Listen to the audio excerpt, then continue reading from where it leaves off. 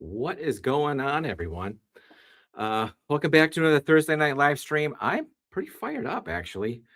I'm going to be joined by a special guest here in just a moment. One that I'm excited to have here, one that I think a lot of you guys are maybe somewhat familiar with. Maybe you're not. If you're not, I think we'll shine a light on a channel that's doing things quite a bit differently. Um, and are really just putting out some special content. So we'll bring uh, him out in just a moment here. Had a little bit of a technical difficulty here, so I hope that we don't have any issues moving forward. I wasn't with the sound. Sound should be okay, but my camera kept disconnecting from my computer. So if it craps out in the middle of the stream here, don't fret. We will just flip it on over to the laptop camera, and we should be okay. But yeah, no, knock on wood here. Hopefully, we don't have any problems. So, let's see. We got a few fresh bottles to crack.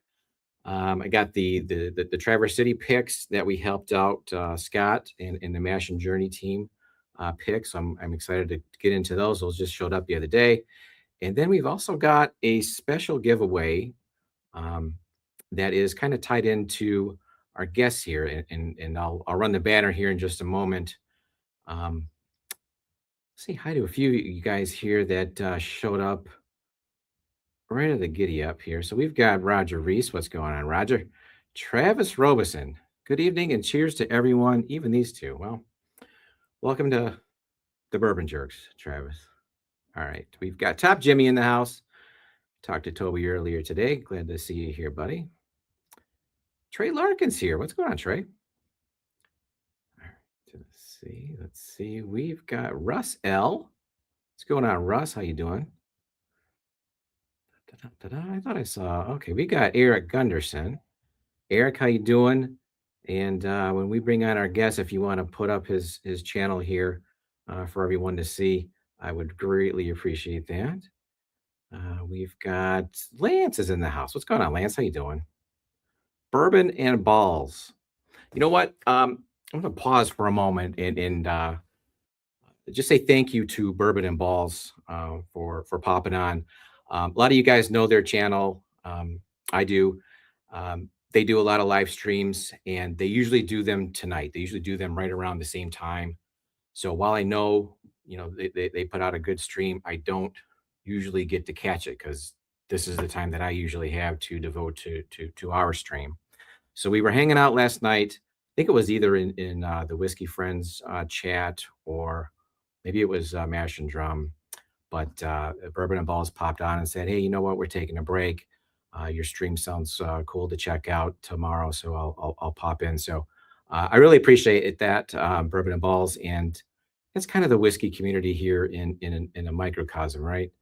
Um, all supporting each other, and I just wanted to say a quick thank you to you. Welcome to the stream. You've got my good buddy Whiskey knows what's going on, Marty. Speaking of the Mash and Drum, how you doing, Jason? Great stream last night. I actually made it to the end. I usually fall asleep, but I had to be there to support my buddy Danny, who did make it on to the next round. So cheers to you, Danny. I'm moving on and blend again. We've got Randall the Express. Randall running right on time. How you doing, bud? The franchise. Gary, how you doing? All right.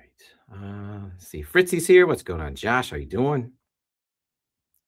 Let's see. Am I caught up here yet? Dan Turry. Hey, what's going on? Dan, before I forget and get too far into it, Dan is one of our newer Patreon members. And if you guys are in the Bourbon Jerks Discord, we just posted it's a fundraiser / bottle giveaway that Dan is plugged in with. It's for a good cause. Check that out on the Discord. I'll dig up the link and post it here before the end of the night. And I'll tell you what, Dan, if you want to maybe make a reference to it in chat, maybe Eric can help us out and put up a link or something for everyone to check out. That'd be awesome. Girth Brooks, what's going on, Rob? All right, Ricardo Carroll's in the house. Whiskeyland guys are amazing. Yeah, they did a really nice piece on Jason and the Barrel King folks over there. So I'll tell you what, why don't we not keep him waiting any longer? Let's bring on Mr. Ryan What's up? of Whiskeyland TV. How you doing? I'm great. How are you, Tom? I'm great. Welcome to the channel for one. Thank you for agreeing to come on and hang out for a bit. I've been a fan of your content for a good while now. And I think I mentioned this when I reached out. I'm like, I put together a list of guests I'd like to ask to have on.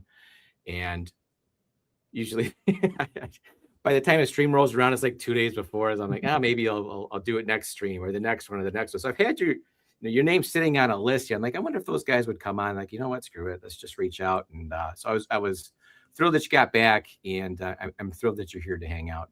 I appreciate it. It's one of the nicer lists that I've been on. So, I'll take it. I got some very dramatic lighting going. Hold on, I'm gonna slightly move this light. Otherwise, we're in a Sopranos episode or something. Hey, forget about it. Yeah. Let's see. Well, probably not any better. But see, of course, I'm worried about lighting. Here we go. Well, I tried to make mine look okay because I didn't want to embarrass myself. No, you look great. Well, the lighting anyway is okay. The plastic surgery is wonderful, man. It's good. So I was trying to get caught up on some of your content, Ryan.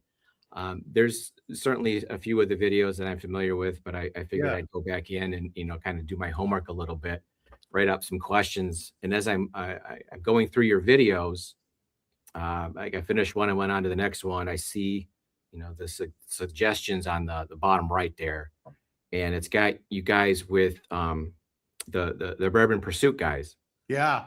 I'm like, oh, I bet you there's some good information there. When was that put out? Oh, it was just put out like 5 minutes before I clicked on it. Yeah, we recorded that back in November, and I was anticipating this tonight. And then I got an email this morning that was like, oh, it went live at 5:30 in the morning. Yeah, great. It's an all-out media blitz today. Who I should run for some sort of office or something. Well, we are going to talk, Whiskeyland TV. We're going to talk a little bit about Ryan personally, kind of get into your background or origin story. You can see, folks in chat, Ryan's got some samples lined up. I put together a blind flight for him to sift through as we kind of chat here.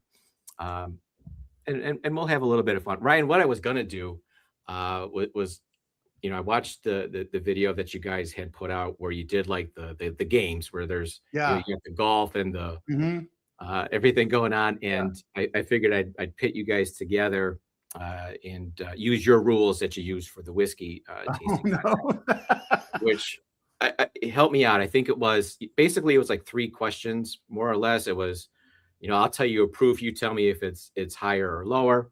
Correct. You'll tell me the style of whiskey, rye, light whiskey, single malt, whatever. And then did you guys just go right from those 2 questions to a bottle guess?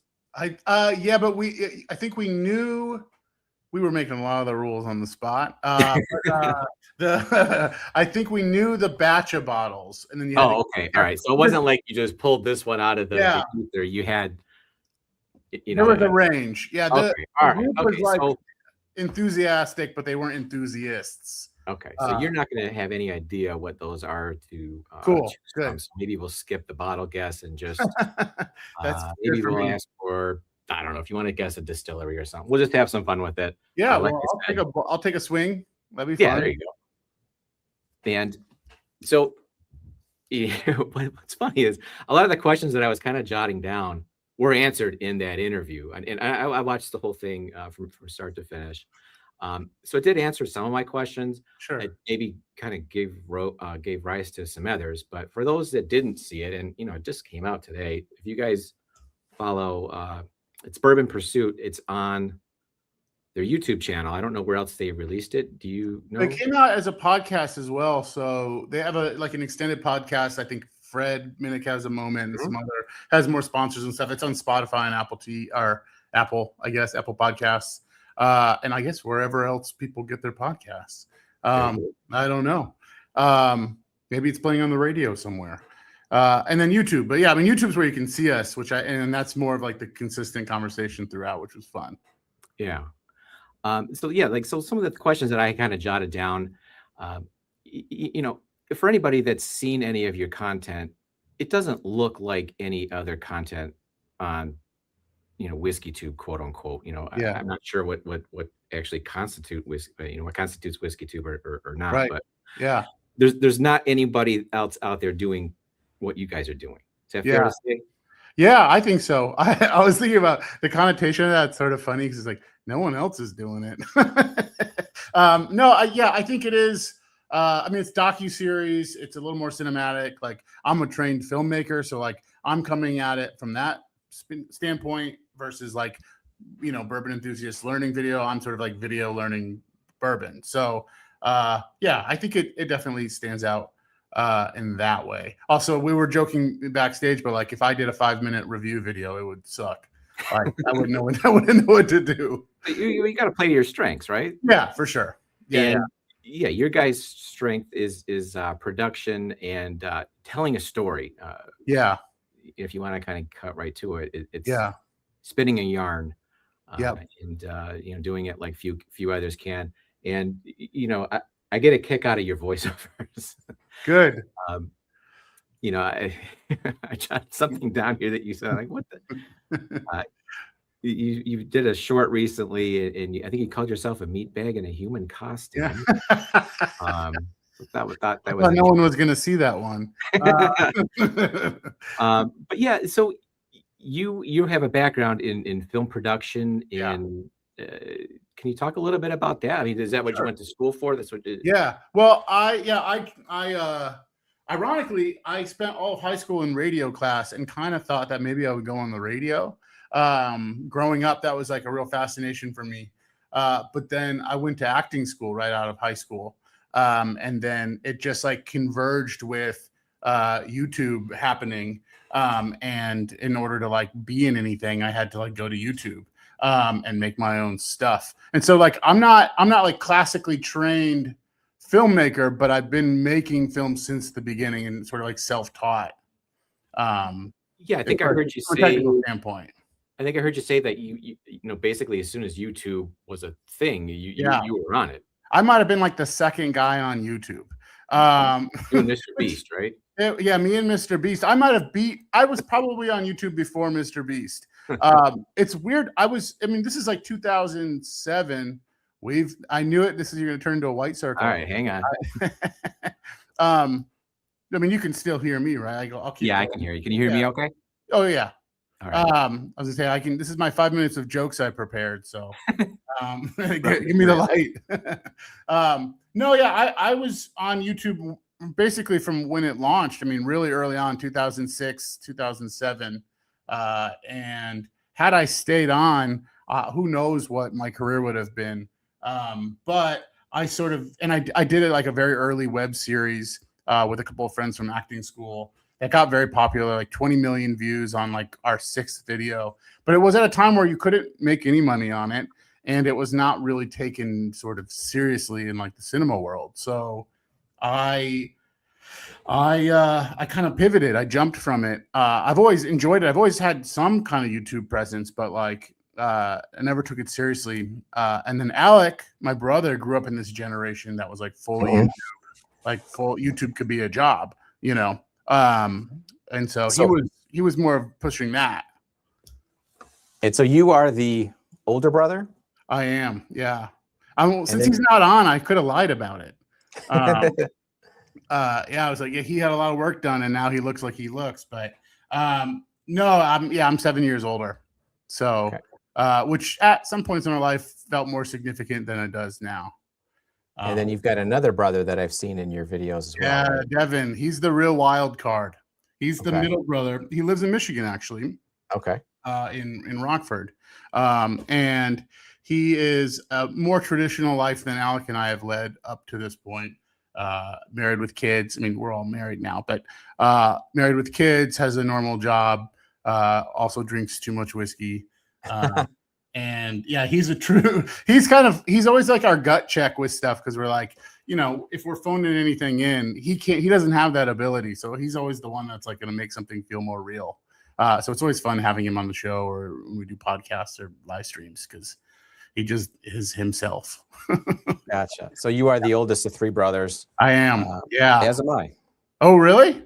I am. Yes. Do you feel like you can feel that with somebody? I mean, I wouldn't have guessed. Like I guess I wouldn't have thought like, oh, you're the oldest. But now that you said it, I'm like, oh, that makes sense. That's why we can get along the way that we do. I don't know if I can or not. That's an interesting question. I did kind of get the vibe that you were probably the older brother. Yeah. And then especially, when I got your comment back about it being just you, I'm like, that's definitely something that I would say as well. I'm having trouble, Ryan, getting to my laptop cam. Okay. And I just texted my son. Help me. He's like I told you earlier, I mean, he's the one that helps me with the technical stuff. Yeah, right on. Maybe I'm not quite ready to to let him go. Hey, Ty, is that you? That's a deeper conversation that you and your son need to have. The camera keeps disconnecting from the computer, but the mic's, I think, tied to the camera as well. So I want to just back out and use the webcam. Can I do that without like killing the stream? Just go to settings. Okay, hold on. Here? Right here. This? The arrow. Okay. And then what? Oh, you gotta select camera. It says extra camera. Okay, get out of that menu. Right here. I'll click on it again. Here? This is got to be riveting. Oh, this is good stuff. I'm going to open up number or letter A. Is that all right? There you go. Yeah, go for that. All right. I'm going to do some, a little tasting while we're at it. Why won't it go? Right. If these are all Fireball, I'll never forgive you. Shit. See if we can get a little ASMR going. Any idea why I can't do it? Oh, yeah. Not that I can get much nose on that. What's up, Josh Fritz? Haven't seen you in a few streams. I like the ragtag group of guys that always shows up on these things. It's like walking into like an old bar. Hey, there you go. All right. Saved by my son here somewhat. All right. Well, we'll just roll with the webcam for now. Better than nothing. I'm sorry. We get to see more. We get to see more of your bottles. It looks nice. It's cool. Good. All right. Yeah, we'll have to work on that for next time. Yeah. What up, Jason? Over time. How are you, dude? I think Jason has seen Alec more recently than I have. Yeah, you mentioned that. I think he saw Alec. I think you saw Alec, Jason, like a couple weeks ago. I haven't seen Alec in about a month, which is very unusual for us. I know. Sometimes I wake up in a hot sweat. I'm like missing him. I get the shakes. All right. So Ryan, I always do this when I have a giveaway. I forget to run the banner. As I mentioned in some of the promo, we do have a bottle giveaway tonight.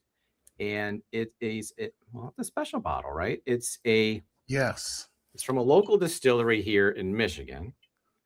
Here, where do I want to put this? This is the Mammoth Distillery Infinity Whiskey, and let's see. We blended it. It's yours. It is. We did. I noticed that. I think Ryan had posted the like a promo for it recently, and I'm like, man, that seems familiar. And it was actually the back end of the original video, right? Yeah.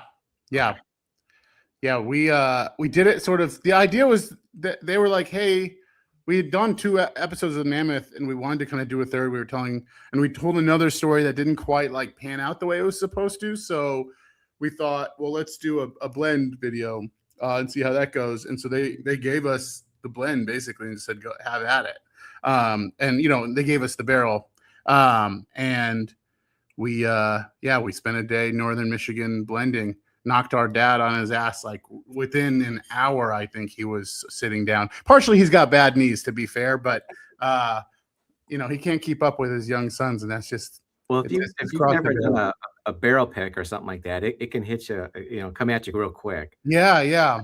I think we've all been there. Yeah, we were lucky because one of the very first shoots we did for our film Fire, Water, and Grain, we were at Hudson, or at Tuttletown Distillery that makes Hudson whiskey, and we were trying stuff right out of the barrel, and that was like the first time that we had done a shoot trying stuff out of a barrel, and I think we got like blurry visioned, drunk. Like it's actually some of the best footage. Ironically, I stayed in focus on the camera. That might just be good instincts, but that after that shoot, and we didn't eat. That was our big mistake. And so after that shoot, we were like, okay, we can never let that happen again. It'll definitely speed up the process. Yeah. So we've gotten better, more behaved. All right, so I got 2 of these. I got one for the giveaway, and then I'm like, well, I'm not gonna get one and then not try it. So That's super cool of you, by the way. I really, really, really appreciate that. It's been an upward process trying to get people to know about it and to try it, just because it is a really unique thing. Not a lot of people know about Mammoth, but Mammoth is super interesting, unique, and in our favorite place in the world, Northern Michigan. So well, what's interesting is that even here in Michigan, I think Mammoth flies under the radar.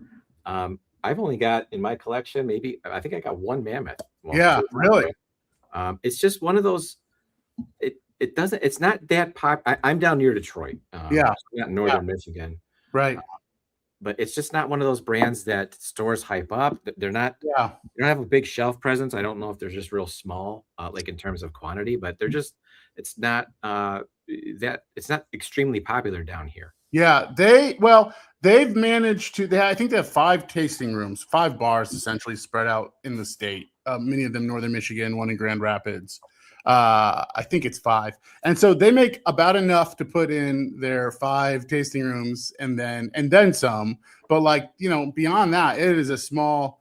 What do they call it? The alcohol factory. It's not. I mean, it's 3 or 4 people. It's small operation, and so it is. Yeah, that's partially why. And also, I think Chad, who owns it, Chad Munger, said something like. It's exactly the right size. They don't want to they're not trying to grow it necessarily, which makes it fun. I think that it's it's not aspirational. It is what it is and who it wants to be. Well, I thought they had a pretty nice tasting room, I guess you'd call it, in downtown Traverse City, which is where my wife and I went. Mm-hmm. We went and had a good time. They've got all kinds of different stuff besides whiskey. I want to say she got like a lavender infused vodka or something that was. I think they might have a lavender gin. No, this might have been a vodka as well. Yeah, they've got some interesting stuff for sure. Yeah. They grow a lot of that stuff right there on the property as well. They've got a dude who's just dedicated, he just loves plants and he just loves it. So I will say that I think the first videos of yours that I saw that kind of sucked me in both featured Mammoth, and there's a couple of them, right? Yeah. The one was I can't remember the exact title, but it's something about we drove 1,000 miles for find this whiskey or something like that. Right. I think that the naming is Alec's thing. I don't remember which one that is. I'm trying to think. The very first one, we went there and we met with Chad and sort of told their general sort of hero story. Mm-hmm. And then the second one, we went with them out to Manitou Island where they were growing a rye. I was looking for that one today, but I couldn't find it. But I do remember there was a boat. And I'm like, wow, this is wild. Yeah. We went out, and it was actually really wild because we went out with a state senator or some person in the state government high up, and 1 or 2 people high up from both parties. And we were really the only. I mean, there were some, not necessarily influencers or content creators, but some people who were in media. But we were the ones with kind of a nice camera. Is that a self-portrait? How is it? I'm about as gray at this point, but I wish it was a self-portrait. That is my great grandfather painted that. I don't know who it is. I'd love to know. But yeah, no, we were the only sort of media with this camera, and so we ended up spending the day trying these ryes with these politicians. And that was such a unique experience out on this island. I mean, I'd never been to Manitou Island. I'd been going to Leland my whole life. and seeing the boats take off to it. But having the experience of going out there was like a dream, like a really. Yeah, I've only seen dream. it from afar. It's an amazing place. Go if you can. Yeah. So, well, yeah, I think the cinematography kind of sucked me in, and then when I realized, okay, well, these guys are in Michigan, so I'm Yeah. hooked. I'm sure I watched it all the way through. Subscribed to your channel, and I've been following you since. But Thank you. it's funny what kind of gets you in, and to me, I think it was probably more so the fact that there was a local connection, Yeah. and that's kind of what got me into Whiskey Tube to begin with, was finding out that guys like the Bourbon Junkies are here in Michigan. Yeah. And ADHD Whiskey was talking about like the Upper Peninsula. I'm like, oh, Yeah. he's from Michigan too. So like, oh wow, so I was immediately down the rabbit hole. So it turns out too, ADHD Whiskey, Matt, he had a family hotel that they ran growing up that was on the exact same street that our family cabin is on in northern Michigan, apparently, or off the street. Like, I didn't know about it, never heard of it. And he was like, we're on Lee Point Road? I'm like, yep. It was this really crazy. And I guess that's Michigan for you. For whatever reason, Michigan people end up all over the world. Like I will run into people in Paris with like a Traverse City shirt. It's just, it seems to me like, or M22 shirt. And it's just one of those wild things. And like, we find each other somehow. All right. So let's talk a little bit about the bottle. Here, I'll put it back to the screen here. Now, in watching, is it the one that you put up on the screen in the video, like in terms of what's in it? Yeah. And if I recall, and help me out, there's like some high-aged Canadian whiskey. Yeah. Like around, was it around 18 years or so? There's like a high, it might be 12 or 16. I actually don't remember. Maybe there's an 18. It was like a Canadian rye finished in cognac barrels. And then there was some MGP. Yeah, a little small amount. The two different Mammoth rye. Products. Yeah. So. Yeah, the MGP brought in like kind of a red fruit note. There's some sort of buttery popcorn somewhere in all of this, and then the Canadian rye brought in like this very sweet oak in my mind. Like, and I'm not usually a sweet oak fan, but like something about that really aged oak and that sweetness was great. And then there's like a very kind of a typical rye grassy note kind of throughout that has this like kind of like some people like the minty thing, some people don't, but it has a little bit of that minty grassiness too, I think. It's been a while since I tasted it.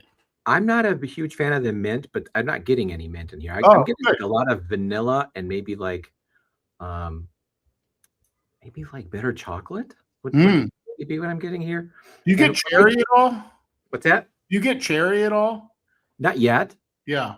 But from what I saw, the components, what kind of came to mind is like it's sort of maybe like a baby Found North type of blend. Yeah, because the Found North stuff is always like super high aged, but this had some high age as well as some younger stuff. So I'm like, okay, that sounds interesting. And yeah, it's fun to blend those things. I mean, what I really like about rye in particular is that I think like a younger rye can be really good. Oftentimes, like a bourbon for me really only starts at 4 years plus and really only gets good at like maybe 8 years.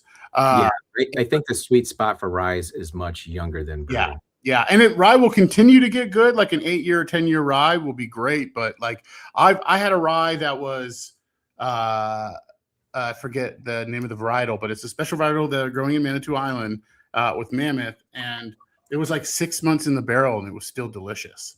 It started with the R. Rosin or something. Rosen rye. Rosen, maybe that's it. It could be. That's a very popular. I should know all of this stuff, but it's been a year and a half since I was there. No, it's another name. Yeah. Well, we'll think of it. It'll come back with like later tonight before you fall asleep or something. Yeah, right. Or the chat can look it up and let us know. There's a whirly rye in there somewhere. Anyway, it was a rye that hadn't grown for 75 years at least, I think, which was really cool. That's dorky agriculture stuff that I love.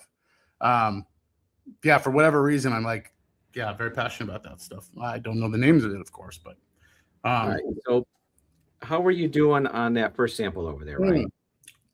it's delicious. It's a rye, isn't it? I'm not going to confirm nor deny that. I'm moving on to B though. Okay. It was great. It was very enjoyable. Okay. Is there any like trick ones here? Should I look out for one that like is gonna? No, there's not like any malort or anything in there. There's a theme that Okay. we figure out at the end, maybe. Okay, cool. I love a But theme. I wouldn't send you anything that I thought you would dislike. You know. I mean, Thank you. Yeah. Yeah, I think it is rosin. Yeah. Rosenrod. Yeah. Yes. Rosen. It's the name of the man who brought it over from Europe. That's correct. It just seemed too right to be right, but it is right. There we go. All right. So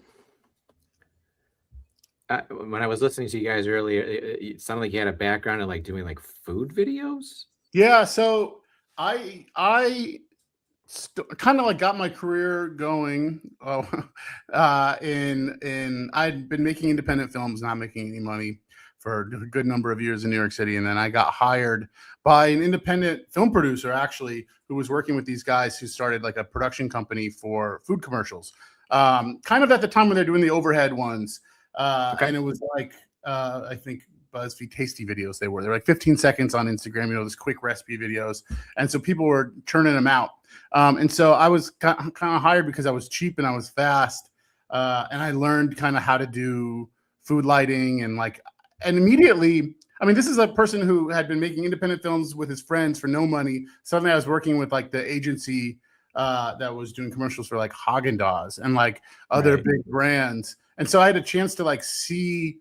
And it was sort of, you know, it was a fast and wild time. But we were making tons of these commercials with this production company, and then they sort of folded. And Alec and I were like, we should just keep doing that.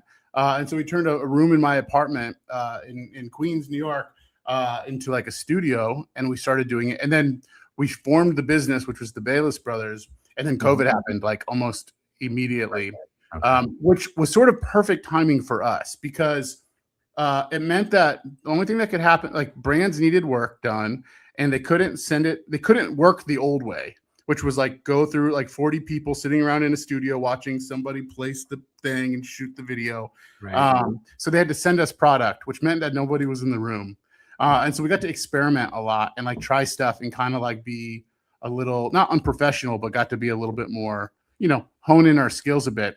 And we just started shooting commercials, and we ended up getting TV commercials and working with really giant brands, which was pretty incredible. Because I mean, shooting movies with your buddies and yeah, stuff on Instagram's great, but you got to figure out how to make a buck, right? Yeah, for sure. I've somehow managed. So I've made approximately 40 plus feature films as both a director, cinematographer, and a producer. So like about 25 of those are mine that I've wrote, direct, shot, most of them. And then the rest are films that I've shot for friends or other people. And so I have I've got all, and they're all, for the most part, I would say 99% distributed, you know, Amazon Prime. They're out there in the universe. They exist in the universe. Now, you know, people often will ask me like, oh, is anything I've heard of? And I just have to like ask them, like, how late do you stay up? How deep to the internet do you go? Right. But so I've managed like to scrape by making indie films, you know, through like little pieces of royalties and stuff. And that's been great. Like that's my truest like passion.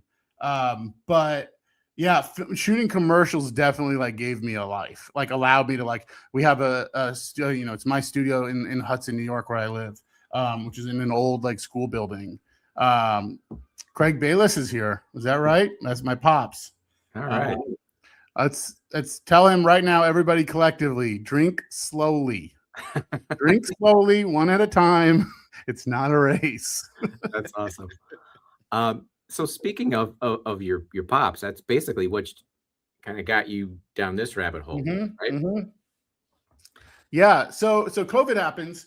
We're having products sent to us at our studio. We're making commercials. My dad, we're trying to connect. My dad suggests the weekly call where we drink whiskey together. We drink bourbon together. We were all starting to get really into it. We'd sort of, prior to that, started to get into it, but obviously, like everybody, we had time to focus. Oh, wow, my dad's it's not a bourbon night. He does every other night. That's what he's saying. Well, your dad had a hand in this. I mean, this was your blend, I suppose. Oh, yeah. Well, it's okay. It was my blend, but we were all trying stuff together. So he definitely was part of making choices. But he also, it's typical of my dad. He could have probably made a beautiful, great blend, but he wanted us to do it. He wanted it to be our thing. And so he sort of took himself out of the running halfway through the process. But Well, cheers, Greg. Cheers, Dad. But yeah, no, so we started, he was really the catalyst for us getting together, doing calls. We started a podcast called the Bourbon Library out of that, which turned into Whiskeyland. And so he's been in a bunch of episodes, and he gets recognized more than we do out places, and people love him. He's a beloved character in the Whiskeyland world. Kyle's around too. Kyle is a real trouble. I'm just glad his parole officer's letting him online tonight. Cheers, Kyle. I got to think about this B. I realized I was just sipping it without it was just going down like water. That's fine too. Sometimes it's nice to drink a whiskey and just not really think about it. Yeah. True. It's actually Mr. Tubbs, the guy Newman Miller, who owns Mr. Tubbs, says you're either thinking or drinking, which I love. Yeah. Sometimes I want to pick apart something and form an opinion and draw out notes, and other times I just kind of want to shut down and just Yeah. That's good too. Ooh. Okay, there's something I recognize in there. So had you like really cared that much about whiskey before then, or was it kind of just all hit you at once? Well, so yeah, I had started drinking bourbon a couple years before that because, and I said in the one podcast not to tell the same story. I should have just make up news stories, but we made a film with our friend, and part of it was shot in Louisville, and all the neighbors were bringing us. They knew we were staying at his family's house, and they knew we were shooting a film there, and so they were bringing us, salads and dishes and casseroles, and then bourbon. And they were bringing nice bottles at a time where like it was a lot easier to get nice bottles. I think someone brought over Van Winkle, someone brought over Weller, and so we were like, we didn't quite realize, other than the fact that like, oh, this is really great, like this is good stuff, this is different. But I had for many years kept, Woodford Reserve around and Maker's Mark around on my shelf. But I wasn't passionate really about the storytelling until later. I mean, I started to understand it when we were in Louisville. The idea of like neighbors giving it, like presenting it as something like, as like, this is our thing to show you what it's like around here. Like that started to like spiral a little bit in my brain, but it wasn't really until COVID era that we started to think about the story. We wanted to make like a whiskey documentary. We loved making documentaries to begin with. We had made sort of a food documentary prior to that called For the Love of Food. And we realized there's this great story happening literally in New York, which was in our backyard, like drivable. And that was about Empire Rye. So that really got the storytelling going. But yeah, I think that so it's a dip, but I would argue that I'm passionate about bourbon in kind of a different way. Like I don't get obsessed with chasing bottles. I don't even keep that many bottles. There's currently 2 bottles. Well, because 4 of them are empty, but there's two bottles in my house right now. I mean, there's a pile of them thanks to my Uncle Timmy at our studio, but I'm not one to chase the next great bottle. I'm excited when I find something that I love, but Sure. So I don't nerd out in that way, but I love people aren't checking out your content to find out, if the latest batch of Elijah Craig is any good. No, there's other channels that do that and do it great. Better than we can. Yeah, so for sure. I'm passionate about the humans behind it, and I see it as like it's like any kind of storytelling I've done my whole career. It's just like a way into it that gives it a little bit of structure, and kind of like a container to tell the story that I want to tell. Which is kind of funny because oftentimes and Alec does this a little bit differently. Alec will sort of lay out all the facts that he discovers, and then he'll use sort of voiceover to like tell those facts or like to bridge the gaps. But for me, I usually like form some sort of thesis or like some kind of like feeling that comes to me, and then I like use the material to like help aid that, you know. So it comes from like a really personal place often, which I think you could tell watching the episodes. Definitely. And one of the recent ones that I watched was, I think the title was something along the lines of "We Got Married." Yeah. So I click on it. I'm just thinking it's probably a quick thing about, you got married or whatever. But Yeah. The that's whole just damn honeymoon. that's just the spoiler alert. It's more or less the honeymoon. The wedding is like that. But the where you went and all of the scenery, these are places I've never been, maybe never get a chance to get to. But like Montenegro and Greece and Venice, and the way that you just kind of walking around, and there's random shots, and it is really in what's the word I'm looking for, like enthralling. It's really engrossing. It like I kind of felt like I was there, in a way. So it's just really you cool. You were there. I saw you. You were on the boat. That was the shot. That was the like coming up to like Croatia or something, right? Yeah. We were on the Adriatic Sea. So we had flown to Rome and then went further down south in Italy for a friend's birthday party. He rented this absurd house in this tiny little town, and then we decided to turn that into our honeymoon because we had eloped, my wife and I, a few months earlier. And like anything, I like to turn an experience, and I can tell a story about an experience. I'm already naturally capturing footage because I'm there, and that's how I experience the world. And for me, Whiskeyland's the platform that I tell stories on. So even though it's like not about a distillery, there was all these other whiskey experiences, and I felt like it's probably our least watched episode, to be honest. I saw some of the ones that I really liked don't have that many views, which is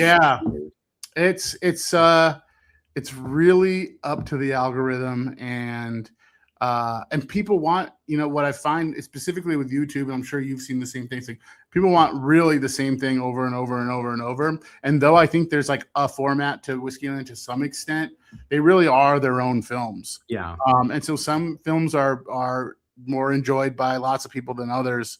And that one's so niche. I mean, it really is. It's not about a specific whiskey. It's more like it embodies the spirit of whiskey. Yeah, you did try to make that connection between, other spirits while you were out there, like Rakia, whatever, when you're out there. Yeah. Because that's the thing that's really cool to me, is that like every place you stop has a local spirit that they care about, that has a story that's probably not that far off from some of the stories in Bourbon. And it's a good reminder that like Bourbon's our story, and I think that's like kind of the fun part of it all, is that we have like an obligation to our story, and that other people's stories really matter too. And like, it's a great way to like intercept someone's culture, or like to intersect with it a little bit. So real important to me. Thank you, Hack and Mac, or Hack Mac, Mac or Hack, or both of you. That's really nice. I was seeing some of the comments today with the Pursuit episode, and just the amount of people saying nice things that you assume like someone's watching it, obviously, but I don't know. I don't get to interact that often with people who are outside the comments on our own episode. So it's really nice to see that people are watching it, and that means something to them. So let me ask you this, Ryan. Do you consider yourself part of Whiskey Tube? I was watching your other episode, the Artfully Bourbon one, and you were talking about Whiskey Tube. I don't know. I mean, I guess by way of making the show, but I wasn't like an avid like Whiskey Tube watcher prior to making the show. I mean, I listened to The Pursuit, and I always found ADHD. I always found Matt really funny. But beyond that, it's not how I consume whiskey or media, really. Okay. That's kind of what I was interested to find out, is if you had certain influences from some of these other channels that kind of helped you take that leap into the whiskey world, so to speak.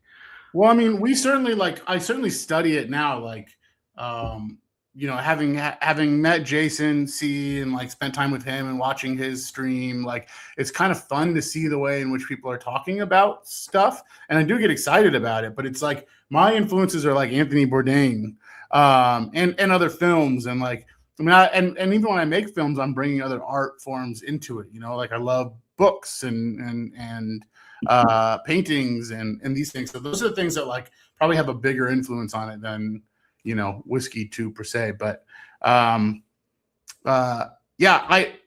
continue to be fascinated and amazed by these live streams in a way that like when we do it, which was like once a year, twice a year, it seems, it just like it's like a family drunken affair. And it's fun, it's silly, and we're kind of we're real comfortable with each other, so it can kind of but I'm like the way that this is presented, for example, not to go too meta with it, but my wife is checking out Eleanor Makes Love. Hey, make sure that you tell her to drink a glass of red wine before and after that movie. And lucky you. That's Eleanor Makes Love is like a black and white kind of sexy movie. So I'm just amazed by the presentation and like the way it's like the engagement and the community part of it. Like that's the part like I crave so much. And oftentimes when we're making these documentaries, it's 2 or 3 days on location shooting where we're interacting, and then it's a month or two of being alone in the edit room editing. Right. And so we miss out on some of that the other human part of it, which is this. Yeah. And I've said this since I started doing any sort of a live stream, is that this is the fun part. I mean, shooting videos. Okay. I do that with my son, and I don't know how to do any of it. So it's basically our time where we would, hang out a little bit and we'd either shoot or do a stream. And, I don't have a whole lot of time to devote to my channel, unfortunately. I mean, I'm an attorney. I have my practice, and that consumes so much of my time and energy that this is like my outlet. And I wish I had more time to devote to it, but what kind of attorney are you? What's that? What kind of attorney are you? I'm a bankruptcy attorney. So I work with numbers and data and code and very left brain logic stuff all day. And then, you're kind of like the other side of the sure. You're the right brain creative. So that fascinates me. Yeah, same. I'm fascinated by your brain. But I guess I was trying to get to a point.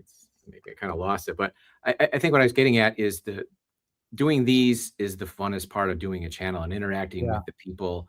And knowing that I've met a lot of these people is pretty awesome too. So it does feel like my sort of outlet to hang out with my friends. Yeah, it's community. I sort of, I mean, I know this kind of thing existed, and I know I keep bringing up COVID, but like, I think the reason it got so popular during COVID, and a lot of like the people who we follow and love started around then, is because like this became the way to like have human contact, and it's really fascinating the longevity that it's had. And I think that I'm interested in trying to bridge the gap between like the way this feels, which can be incredibly intimate actually, and very, very much like hanging out with friends, and bridge the gap with the real life stuff. So I love that, like, that's something that you've done. I think it's really cool.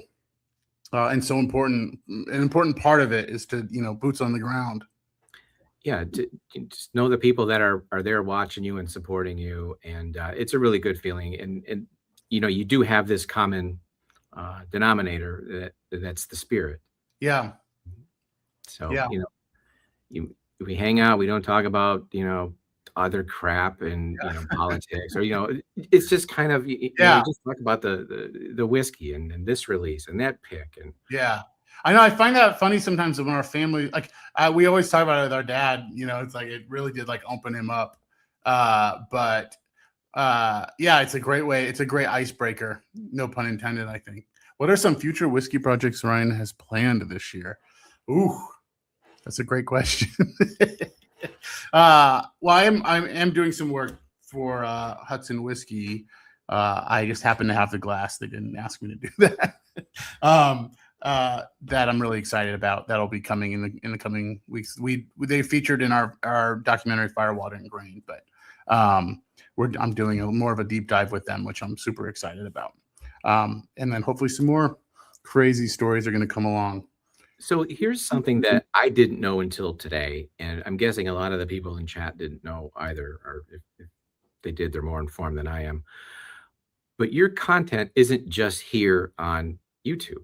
Yeah, right. It's kind of all over. Why don't you tell them where they can find Yeah, you? so the show streams on Amazon Prime and on Apple TV and Tubi and some other platforms. I think maybe Canopy. Actually, I don't know about Canopy. That's like the library streaming service, but a bunch of international streamers as well. We put it out in batches, so like seasons. Right. And so there's 3 batches out now out on streaming. Because I mean, it's shot in a way that it can be presented from a quality standpoint on television. That's my objective. It's and as good as that. And a lot of the episodes are like 20 to 25 minutes, which sounds perfect. Yeah, it's a true blue like TV documentary series that we produce entirely on our own. With we have help with support from sponsors, but it's independently produced by our production company. And it's our own thing. We have full kind of creative control. We put it out. We own the rights to it on the streaming services. All these things that a lot of people along the way lose the rights to their stuff. I've maintained like the rights to my stuff all along because it's been really important to me to have this library. Right. And it's really fun because we launch on YouTube, which is where the community is. Mm-hmm. It's our real and it feels good because it's like we could make it and put it out, and we know that we get the instant sort of gratification of that. But putting it on streaming it's really nice because for sponsors, because it's a way for them to sort of have branded content kind of out in the world in an organic, authentic way. Otherwise they're buying commercial space, and it kind of authenticates us, I think, for a more general populace. But also, I don't know if you watch YouTube at all on your TV, but that's definitely that's becoming more and more the future. So these other platforms maybe aren't as relevant, but it is nice to know that people who don't necessarily watch YouTube on their, they like to watch on their television, or they can watch it in those other platforms. Yeah, I can tell you that in our house, it's usually YouTube on the TV. Oh, really? Yeah, way more than even Netflix or what have you. I love to hear that. Yeah, I think that's super cool. I mean, that's the future, for sure. But we're on these streaming platforms. We partner with a company called Film Hub to do that. And so far, so good. My dream is for us to get picked up for one of the airplanes. If one of the what?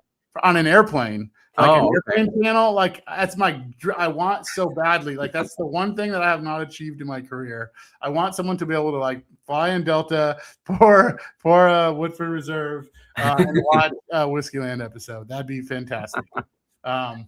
Especially in the turbulence, when you need a little, you need some comfort. I want to be there. You're going to say it's a captive audience, and they. Yeah, no. If that was the case, I would try to get on prison TV. But right. So Jason says you got to watch Whiskeyland on a big screen. It's too cinematic. Oh yeah. So one of the questions that I wanted to ask you, Ryan, is what are your favorite episodes of Whiskeyland TV that you've done? I know that there was the one with Jason in Barrel King that I really liked. Number one, Jason. Actually, the Jason episode is actually truly not to kiss ass here, but it is one of my favorite episodes because we had shot. We planned to do these 8 episodes or 7 episodes with Barrel King, and we ended up doing 9, I think. But Jason's episode was the last of this of this run of episodes we were shooting. And we were at Green River and we shot it. And I was like, oh, this has got to be the first episode. This is how we're going to run it, how we're going to run the episodes out. We got to start here because this feels like it just had that beginning energy. And it sort of set up what was to come, this idea they're building this thing. And so that was one of my that helped. It's always one episode or one moment that helps like unlock what it's going to be. And that was the episode that did it for me, that set the tone for that whole season. But I think that one, the Old Forester episode, which is recent, came out I guess a month or two ago now. I didn't watch that one yet. It's great. I really love it. I think it's probably my favorite in terms of like we knew exactly what we were doing. We had the time and budget to do it, and we got to dig into their archives. They gave us a bunch of archival footage, old timey commercials that they had shot in the 60s. They had done a musical. Oh, wow. Like we had music that we could pull that they had created, and we had really like free reign. Like it was anything we wanted to use, we could use. So I watched the Jack Daniels one today. The most recent Jack Daniels one. Mhm. Yeah, that tour. Yeah. That one's fun. That one is, so there's another Jack Daniels episode that we were hired to do. Well, not hired to do, but we had a sponsor for Original Grain. And that was like our sort of quintessential. That was that from that same trip. But I felt like I wanted to re-explore that particular trip through kind of different eyes. And Jack Daniels is like sort of having a moment right now. And so I'm doing, that's the other thing I'm doing is like, we have all this material that like might not fit the particular episode or theme that I'm like kind of revisiting now. And I'm putting more of that stuff out. I made somebody cry. Oh yeah, I did yeah. I knew that was like a magic trick though, Jason. I knew I was going to, he even said, he's like, nah, I'm like, I bet everyone's cried so far in all the interviews. And he's like, yeah, I'm not going to cry. No, I'm not going to cry. He's and I was like, right when he said that, and he said something, he said he was Italian in Queen. So I was like, it's going to be his grandma. Easy. That's easy, man. And it was like, I could have put a stopwatch on. It was like 10, 9, 8. So Tim mentions, I like the Mammoth video. It's cool how you showed the special rye they used to make it. I was kind of going through, I think the Mammoth ones were my favorite as well. And it looked like so cool. Statistically, the one was definitely your biggest. Yeah. One of the rye ones is the like number one, I think, viewed. They have this thing they did that it's a whole documentary on its own that it just didn't like manifest or hasn't manifested yet, but they did a project after we shot with them where they went and pulled up rye from a ship that was in Lake Michigan, and they took it to Michigan State and were trying to like regrow it and then make a rye out of that rye. So that's a story I would love to tell in the future, but they did there's great articles about it and stuff. It's like almost like a spy mission because of how the timing had to work. If Alec, he's in hiding in chat. I bet Alec is hiding in chat. Alec would have been on tonight, but there's a furry convention in Brooklyn, and he never misses those ever. So, all right. So are you on the third one now, Ryan? Yeah. Yes. I'm catching a theme, but I could be very wrong. Don't worry about it. It's 5 of the same thing. I will tell you what, I am enjoying the Infinity whiskey. Cool. It's an easy drinker. It's 100 proof, so it's not overpowering. It's got some nice vanillas and chocolates. There's a little bit of a funk that kind of comes in at the end, but I enjoy it. It's not off-putting. There's like no graininess from the Mammoth stuff that maybe I would have expected. It's a nice blend. Thank you. Yeah, I appreciate that. I mean, that was literally our first blend. We have no business making blends other than we enjoyed drinking, and it was a fun, and we were in good hands. I mean, they took care of us. So this bottle is one way that people here can support Whiskeyland, right? Yeah, absolutely. Yeah, and there's only 100 bottles. I think we've sold out about half of them. I mean, that's it's one of those great experiments where I know people, they'll do a drop, they'll sell 200 in a night, and we just don't have that kind of reach because the show's not immediate in that way, which is fine. Demographic, I think. Yeah. So my hope is that people will catch on to that and we can do more things like that because it is fun. To me, it's a continuation of the storytelling in a really meaningful way. And it does help like power the show if we can like do, more bottles and make that a thing. Well, yeah, I mean, it's like you got to get creative on how to monetize. Yeah. To keep cranking out the content, because I'm sure that Yeah. your production expenses are higher than most. Yeah, I mean, we managed to do a pretty okay job, but they're definitely. I mean, it's not the part of it is just the time commitment. It's like we can shoot these in 2 or 3 days, but we can't cheat that. We've done. I think the shortest we've ever shot maybe was with the Van Winkles. We shot with them for like maybe 4 hours, and we turned that into a really pleasant episode, and it's more about our journey, but. Yeah, I mean, otherwise it's just a time commitment. It takes a lot of time. It's not a low lift if we want to do it right. So there is a link that people can check out to get this, and it's somehow through you guys, but it's through Mash Networks or some sort of yeah. So if you Whiskeyland, whiskeylandtv.com, I believe. They allowed us like to create a custom URL, but Mash Networks is the host, and it ships through them. Which was really cool. And they're connected to Mammoth too, like members of people who co-founded MASH have worked with Mammoth. So there is like a cool through line there. Okay, that tracks. Because I want to say that there was like maybe Bourbon Wrench, Trev, and another channel or two had put out some pics of Mammoth, like the hazmat stuff. Yeah, through the MASH network. So that makes sense. Yeah, I look forward to a future where we can ship whiskey out legally. I mean, you're the attorney; maybe you could work on it. But there are ways to do it, but it would be nice to make it easier for distilleries to do that. And certainly, it would be nice if there was one set of rules to follow instead of 50. Yeah, and those 50 are constantly changing, it seems. Yeah, so it's a nightmare. It really is, and it's a bummer because there's so many small businesses that could really benefit. Yeah, that would benefit for sure. Yeah, and it would make it a lot easier to do stuff like there's still a lot of gray areas with shipping, and so I love the ones that figured it out, but I don't think it's an easy road. All right, I'm on D. Okay, all right, rounding third and headed home. Mm-hmm. These are great tequilas. Thank you. Oh, wow. D is considerably different than the other ones. Okay, I recognize it, but I can't. Nothing's coming. We'll see what. I'm very curious about this. Literally, I think all my answers are the same so far. So, okay. I got to make sure I got the picture of what I sent in the order that I sent them. I did. Okay. Oh yeah. Okay, that's distinct. What is that? Okay. All right. We'll see. Who knows? I'm just historically so bad. We did a special episode of ADHD Matt's contest that he does. Did you do Matt Madness? We did. We weren't in competition, which was fair.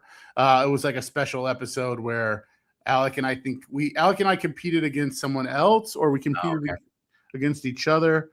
But the whole time, and I went on there kind of with purposely antagonistic anarchy. I wore a ski mask. I was ready to let's just burn this thing down and see what happens. But and so there was really, the bar was set so low for us that they were certain we would be bad. And we stayed in. We did pretty good. So it was, I kept guessing New York for everything.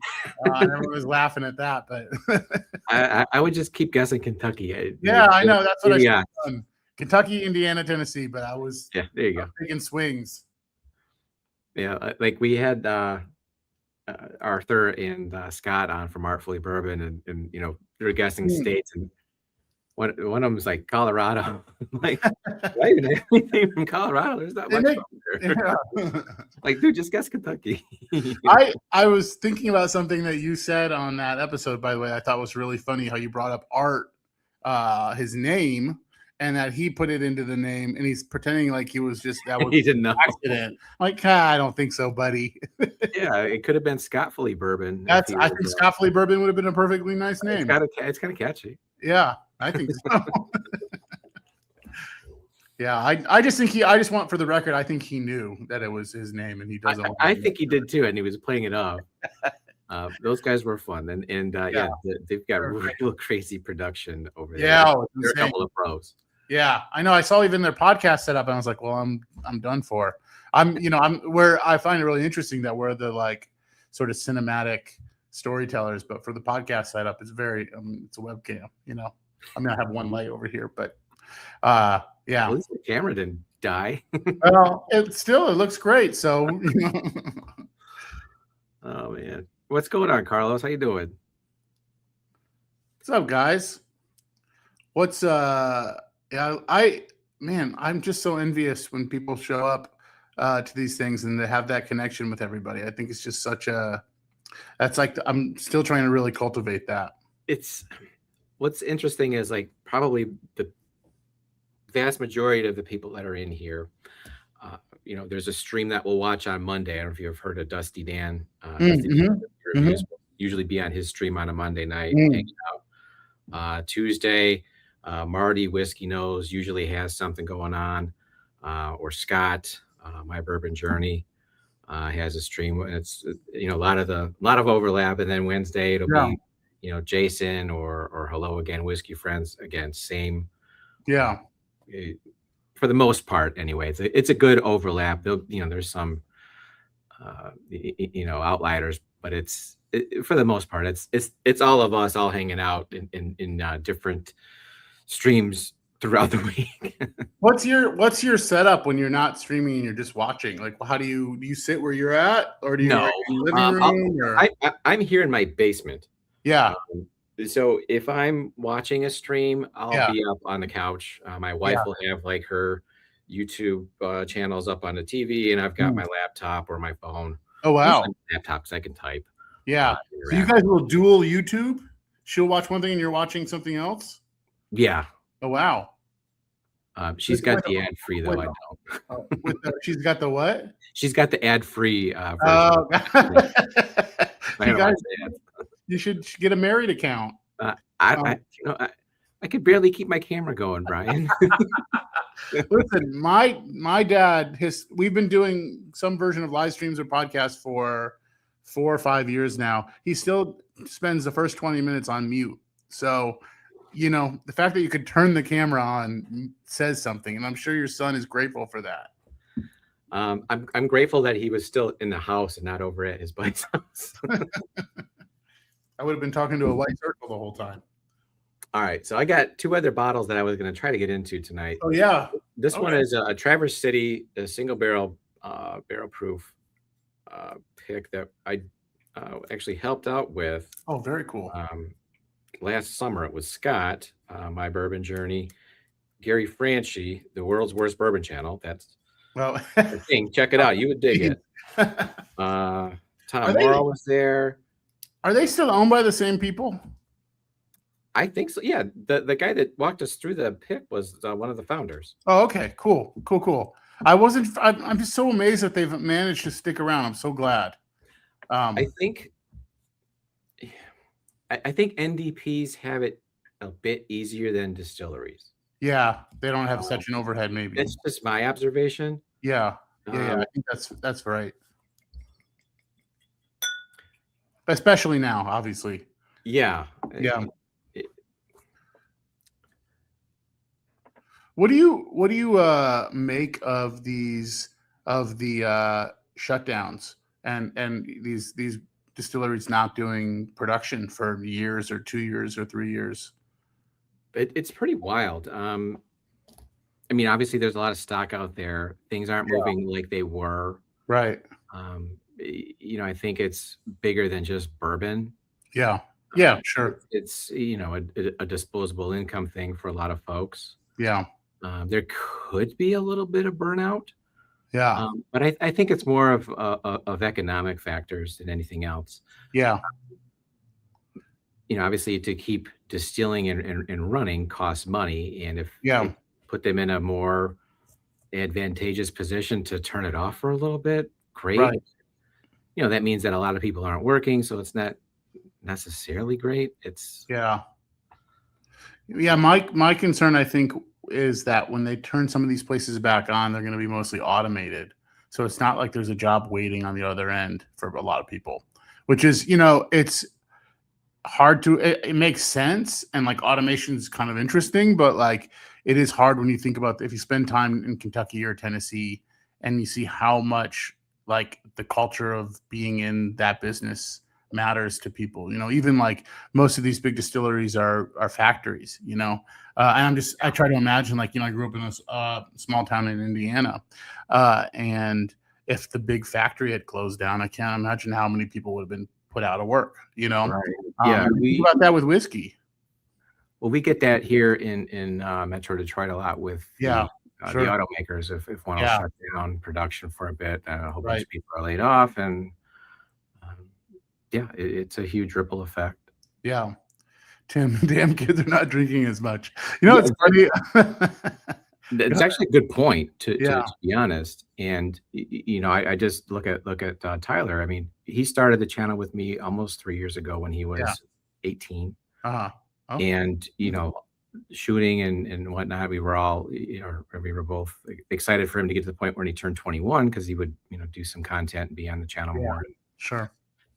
And when we got there, it's like okay, I like whiskey a little bit, I like beer a little bit, but Yeah. he's not hanging out with his buddies and drinking. Yeah.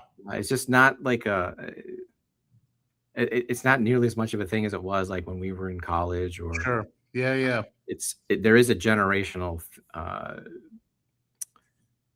something generational at work where it's just not as attractive for whatever reason. They just don't care. There's other things that they can get into that are easier Right. to access, maybe less expensive. Yeah. I don't know, but Yeah. I mean, certainly, from Michigan, like I think THC is a big part of it, Yep. and THC drinks and like weed got very cheap. It was still kind of unattainable when it was illegal and it was expensive. yeah, And now it's legal and cheap. very. And there's an abundance. I also think that I heard someone make this argument, and I actually find it really interesting, which is like the third space or whatever. Like the kids are not growing up going to coffee houses, and so they're not growing up. They're not getting the culture of like going up, getting a drink, sitting down, and so like bar, and because a coffee shop is like, I forget who, I think it was Professor G or whatever he goes by. The idea of like that's like the kind of training ground for going to the bar is like the coffee shop, and like so they're not, because it is such a connected generation through, not to be like these darn kids use their computers too much, but or their phones too much, but they're not their third space is the internet. Their third space, it's like homework and the internet, and it's not homework and then go to the bar and see your friends. Hey, Danny. And so there's something that gets lost there, and so I'm sure. I mean, it's not like drinking got less fun, or like the alcohol doesn't feel as good for them. Yeah, so it's not like he never really got into any of my bottles. Well, I shouldn't say that, but the amount that he got into was so nominal that it was almost surprising. 'Cause I mean, I remember what me and my brothers were doing when we were 18, 19. I like to imagine that I had to sit him down and be like, "Hey, listen, are you a nerd?" I don't understand. My bottles are different. I left them out for you. All right, I'm on E. Let's see. All right, there we go. Hey, Jeff, what's going on, buddy? Hi, Jeff. If that's your real name, Jeff, I'm very impressed. It is. I've met Jeff. I'm a Oh, good friend. really? Buddy, yeah. Have you met any other members of the Whack family? Yes.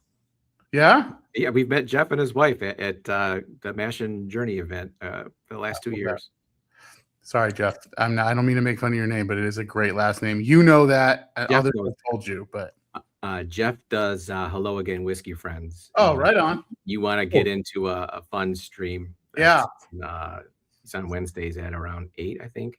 It's funny. I feel like I am not anti-authority or something, but every time I'm like, anything that gets popular, I'm usually like, I don't think so. And then every time I find myself in a stream, I have the best time. It feels so alive. It's silly. It's great. I love, especially coming on as Whiskeyland and being able to like people who know the show, and it's like a fun way to to kind of like enter, and it is the thrill of even when your comment comes up on the screen is so exciting. I don't know what it is. If I can make stuff all day long, but if my comment comes up on the screen on someone else's feed, I feel like I have won an Oscar. Well, hey, man, there's a way to build your audience, I think, by doing these. Yeah. Oh, for sure. Yeah. No doubt. If we were doing these more regularly, I think our audience would definitely grow. I just don't know if it's my natural ability. I don't know. And you've been on what, ADHD's channel? You've been on Jason's channel, I'm assuming, right? Yeah, I don't know that. Did we? Yeah, we were on Jason's. We were on that. Joe Unfiltered, who we love. Done stuff with Joe, and then our own, and then I don't know if we've gone on any others. We must have. Did you go on the Bourbon Junkies at all? No, we have an episode with them. Maybe it's time they return the favor. Right. Those guys are great too. We had the awesome time with them. So you went up to Evernorth and did some shooting, right? You know, it's funny. I grew up going to a skate park in Midland. I never thought I would end up back there in that scenario. When I was drinking, not a lot there. I was in the middle. Yeah, they're in the middle of nowhere. It's great. I grew up. So I went to high school in Mount Pleasant. And so I, as a high school kid, I'd take my rollerblades and my Mountain Dew and go to the Midland skate park. That's like a very important memory in my life. So when the fact that they're there is so weird. Like I said, it all feels like almost feels like a dream or something, some sort of, Yeah, that had to be surreal going back there. Yeah. I should have tried skating again. That's what I could have done. If you want to watch a man die in slow motion, right, flying through the air, get some behind the scenes or no, that would have been great content. Yeah. Oh man. Okay. E is the most elusive of the drinks here. Okay, elusive, meaning trying to figure out what it is, or. Mm-hmm. Gotcha. Okay. I have a suspicion about all of these, but okay. E is the one I'm like not getting. I might be burned out on my tongue, but that's another thing. You get to the fifth sample, and everything that you've had so far is still kind of there. Yeah, and you go back, and it doesn't actually help, and I'm just gonna flash the notes for size, but it's like. You're gonna have like a picture drawn. Yeah. You know what I thought that was interesting is when you were doing the mammoth pick. Yeah. You had drawn a diagram of your tongue. Yes. Yeah. I think this is the method. I think first of all, I'm surprised that I didn't receive letter after letter from experts who were saying like, wow, you've just outed our most important method. You need to get to the patent shop or something. Yeah. Yeah. Diagrams. Yeah. Maybe I'll get a tongue tattooed on my body, but I actually thought, because that's the thing I started to realize, like, okay, you're blending, like, what are you actually looking for? Like, what do you want out of this thing? And so tasting stuff and feeling it in different parts, I was like, if I could make a complete experience on my tongue, then that would be a good blend in my mind. And so that's what I did. That like my blend is like logic. Yeah, I think it makes sense. I don't, I think I remember when we were going back and forth, and Chad, the owner of Mammoth, great guy, was like, he's being so diplomatic, but he was trying mine and trying Alex, and he tried Alex. He's like, well, more people are going to like Alex, but Ryan's is more interesting. I think that's exactly what he said. And I think Alec was like, yeah, obviously mine's better, but we'll He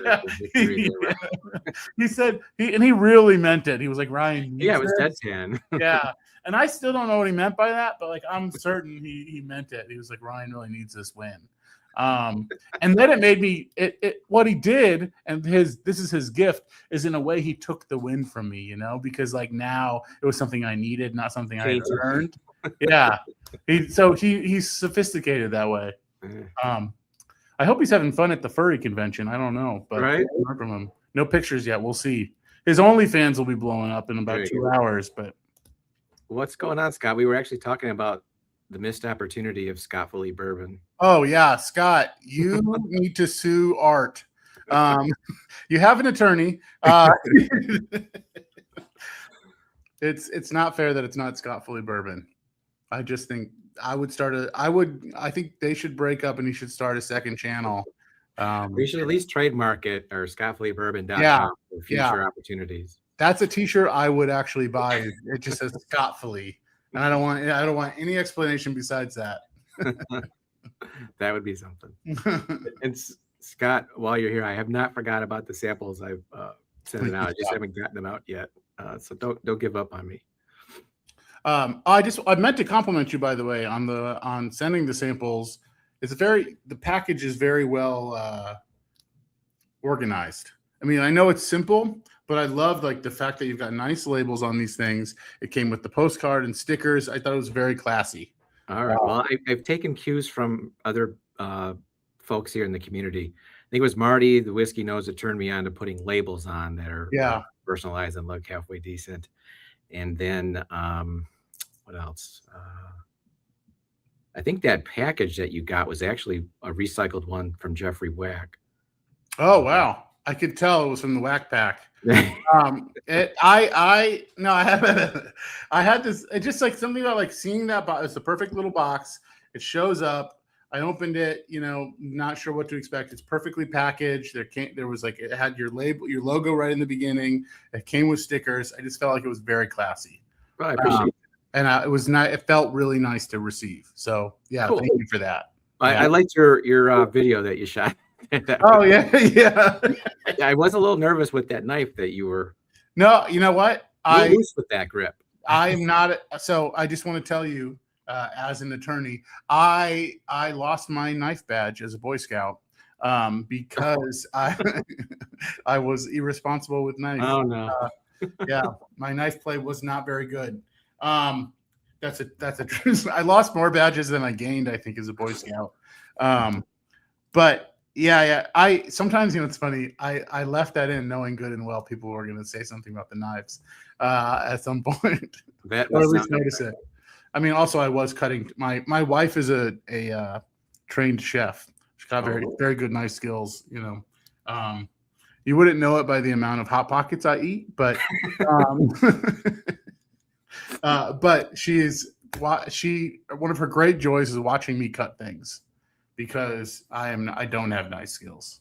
So yeah, my kitchen skills are legendarily terrible. Do you cook at all in your house? No, I try to help my wife prepare sometimes, and I usually end up just getting in the way. Yeah, and then I think it just makes it harder for her. Like I'm trying to help, but I think it's just like I'm increasing the degree of difficulty, which isn't working for either of us. No, I'm terrible. I don't even know where to put things, and it's my kitchen. Ryan, I have a very specific set of skills. Yeah. Anything in the kitchen is way outside of my comfort level. Really? Now, when you grew up, who cooked in your household? Well, my mother did. I'm trying to think. My brothers weren't cooks either. We would just eat crap. We played a lot of sports, so we weren't home a lot. So we ate a lot of like McDonald's and stuff. Sure. Yeah. Growing up, and then when I went to college, like the first year was in the dorm, so I'm not cooking anything. I was probably like 19 or 20 before I had to cook anything, and it's probably Hot Pockets and shit like that. Yeah, if I hadn't gotten married, you would starve to death. Well, I would either be really skinny from not eating anything, or really fat from eating just worst stuff imaginable. I was gonna say this is your opportunity to say thank you for keeping me alive. Thank you. Yeah, thank you so much. No, I mean, our household was funny because many of the gender norms, my mother cleaned and these things, did the laundry. I don't think my dad even knows what the buttons do on the laundry machine. But my cooking. My dad before college had a job at a restaurant, and so he got all these great like cooking skills. And so he did a lot of the meals. I mean, our mother certainly cooked, and she's a perfectly fine cook. But our dad cooked the best meals. Yeah. She's right now. She's like throwing the computer across the room. But no, he just like he's a good cook. And my mother is like me, unfortunately, is a little bit food paranoid. And so she overcooks and burns stuff purposefully. So I grew up being, with this idea that you're like all food was supposed to be charred, but she's cooking it because she's trying to kill all the germs.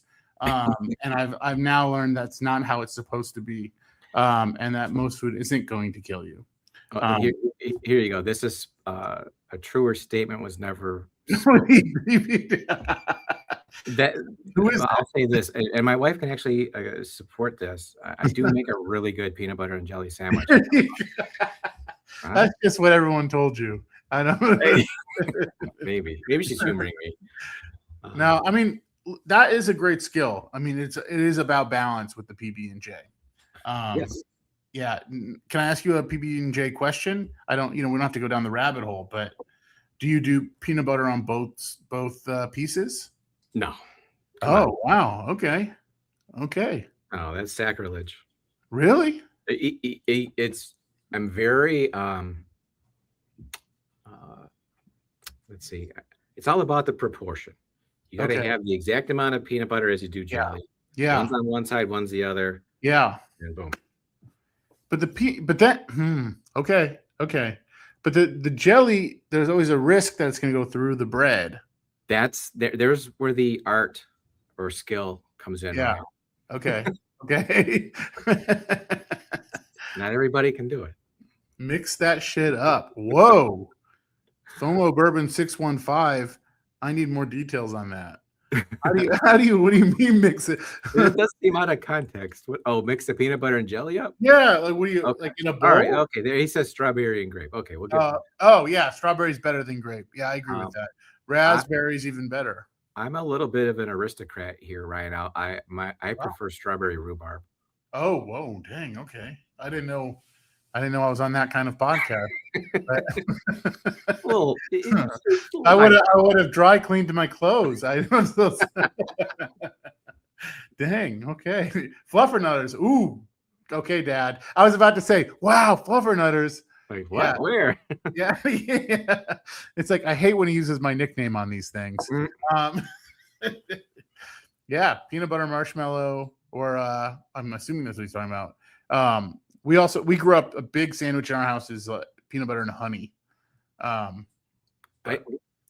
was probably my second most popular sandwich, but it was by a good margin. When I was out of jelly.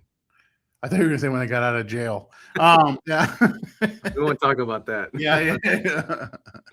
Nutella. Wow. Okay. I like that people have got strong stances on these things. I appreciate that a lot. This is a very Whiskeyland version of me, but I now I want to know the origin of PB&J. I want to do a deep dive into that sandwich. It seems like a very American thing, right? Yeah, for sure. I'm sure there's other cultures that are like, why would I can't get on. I can't sign off on this. Oh, whoa. I will say this. It depends on who makes it. There is a fried bologna sandwich in my town that a chef makes that's incredible, but better than a PB&J? I don't know. That is sacrilege a little bit. Skippy, crunchy, natural. Okay. I have been Jeff. It can be the creamy or the crunchy, Jeff, and then strawberry rhubarb. Ian, what's Cairo? Dip it in chili. What? You guys are wild. You have to buy the giant log of bologna and slice it yourself. Okay. That's already too much work. Yeah. Me. I mean, okay. How do you, corn syrup? Oh, what? I don't. Oh, wow. I don't know about that one, actually. I think fried bologna is better than smoked. All right, he's from the South. Yeah, anything goes down there, I guess. Yeah, you went to school, didn't you? I mean, from this, that's insane. You dip it in okay, peanut butter dipped in corn Heroes syrup, corn syrup. or mixed with corn syrup and dipped in chili. That is That sounds like a digestive nightmare. Yeah, buddy, you got to go see a doctor.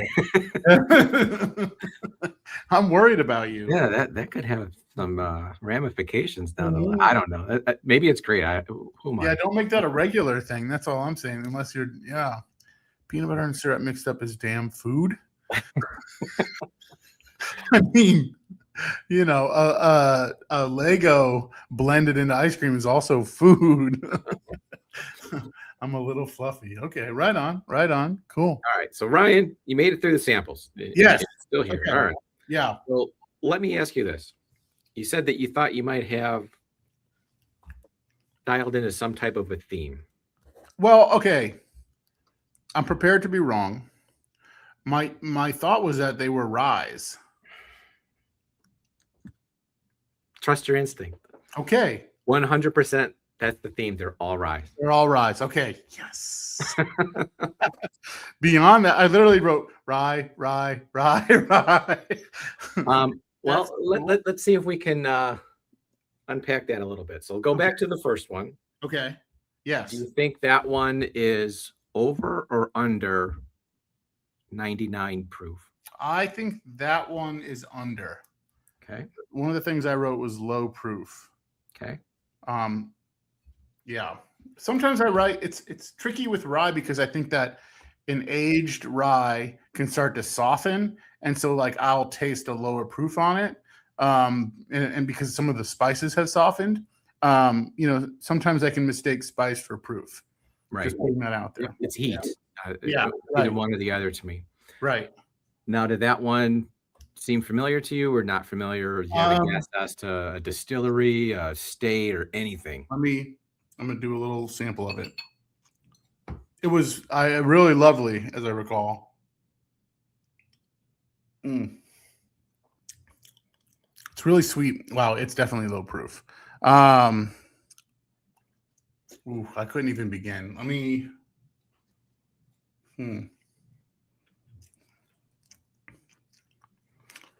I'm gonna.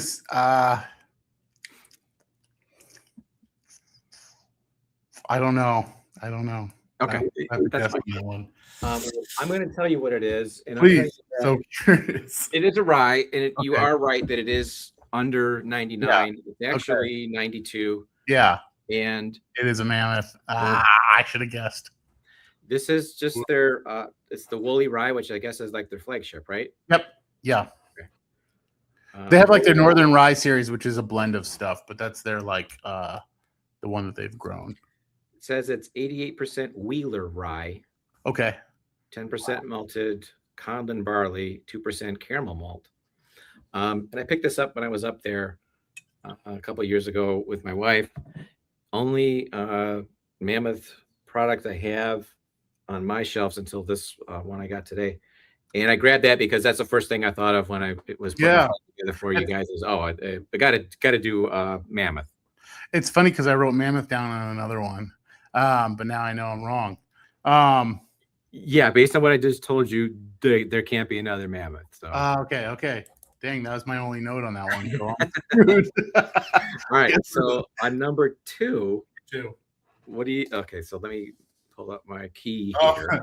I think I'm pretty certain I just drank B instead of A on that one. Hold on. Okay.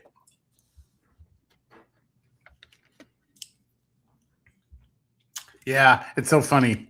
I can now I went back to A real quick. I can totally taste the mammoth now. Like I know it definitively. But yeah, my brain wasn't ready for it. All right.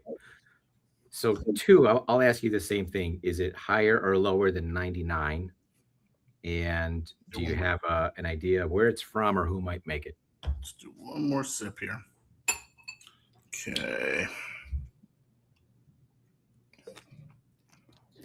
And Ryan, realistically, you already got the theme, so the rest here is gravy, right? Yeah, no, there's no losers, Yeah, you're already ahead of the curve. I think it's also lower than 92 proof. Well, it's lower than 100 proof. Okay. Let me say that. All right. So that Um, one, it is. Hang on a second. I got the wrong bottle. Yeah, there's some. What is that? All right. That's actually the. While I Run. I've This never is- had. Oh, interesting. Wow, You not where's had that that one from? yet? Never had that. That's a Michigan product. Cool. Oh, that's Um, great. While I Run. I'm writing 7-year malted rye, 92 proof. that malt's great. I love a malted rye. And yeah, this is like big here now, like within the last year or so. Very cool. Yeah, Um, I think I saw that on someone else's stream, maybe. Yeah, there's a lot of different variations, different finishes, different. Do they have a distillery or are they an NDP? No, they make their own. Oh, great. Wow. Who this is, I don't know if you were into beer at all, but it's New Holland. Oh, yeah, sure. Mm-hmm. So this is one of their labels. Oh, While cool. I Run is their rise, and they've got like the Dragon's Milk origin for their. Yeah. Oh, I don't know if my dad is still on, but he loves Dragon's Milk. I would be curious. He historically doesn't like rye, but we've converted him a little bit. I want to say I've seen one of the Dragon's Milk bottles in one of your videos. Yeah, it's the one they that's pop up. black and it looks like the dragon eggs from like Game of Thrones. Yeah, it's got the The scales. Yeah, the scales. Yeah, it's interesting. It's definitely interesting. Yeah, it's all Fancy pot fancy. spilled and it's got like a real fruity, peachy Yeah. vibe. Yeah, it's I find it funny because I actually think it's got like it tastes like it was made by beer makers. And my dad has never drank beer and doesn't like beer, but he loves Dragon's Milk. He loves it's got coffee notes. All he doesn't like beer and he doesn't like coffee. And I'm like, to me, it tastes like beer and coffee. Mammoth has the best rye for me. There you go. There you go. Yeah, hey, there you go, pops. He's got Dragon's Milk. So Craig, when you say Dragon's Milk is delicious, are you referring to the beer, which is like a stout, or do you mean the Dragon's Milk origin bourbon? He means the bourbon. Oh, He doesn't. okay. He would never drink a beer. If They're you, both called that. he would. Oh, is it from the same? Do they distill that beer? That's so. Yeah, funny. it's real interesting, So funny. Ryan. You know, we did a tour there. We did a pick last summer, but they make their whiskey in the new barrels. Yeah. Then they put the Dragon's Milk stout in those barrels. So it's a whiskey aged stout. Yeah. And then I think they get like 3 uses out of these barrels. So they're like super efficient with how they use these things. Dang. Yeah, it's an interesting operation for sure. I think that before my dad turns 70, he's gonna like beer. This is like, to me, that's crazy. The idea that he doesn't. Wow. Okay. He doesn't know he likes beer and he likes beer. I'm fascinated by that. It might be something just to try. He might hate it. Who knows? But that might be something that's interesting. Yeah. Okay. While I Run though, I gotta scope that out. I love. I think of malted beverages or whatever when I hear the word malt, but like actually having tasted the process, I think we did it in Chattanooga. They had us try some of their malted stuff and Hard Truth as well, and I was totally blown away. Amazing stuff. I know I've got something that's malted from Chattanooga that I really enjoy. Yeah, they're great. I love that spot. I don't know if you've been out to Tennessee, but Chattanooga is really worth the visit. I would. Jack Daniels as a distillery is fine, but the town is not that great. No offense. There's not anything else there, is there? Now, Lynchburg is like a weird old, like it's interesting, but it's not. It feels like a town stuck in the 1950s.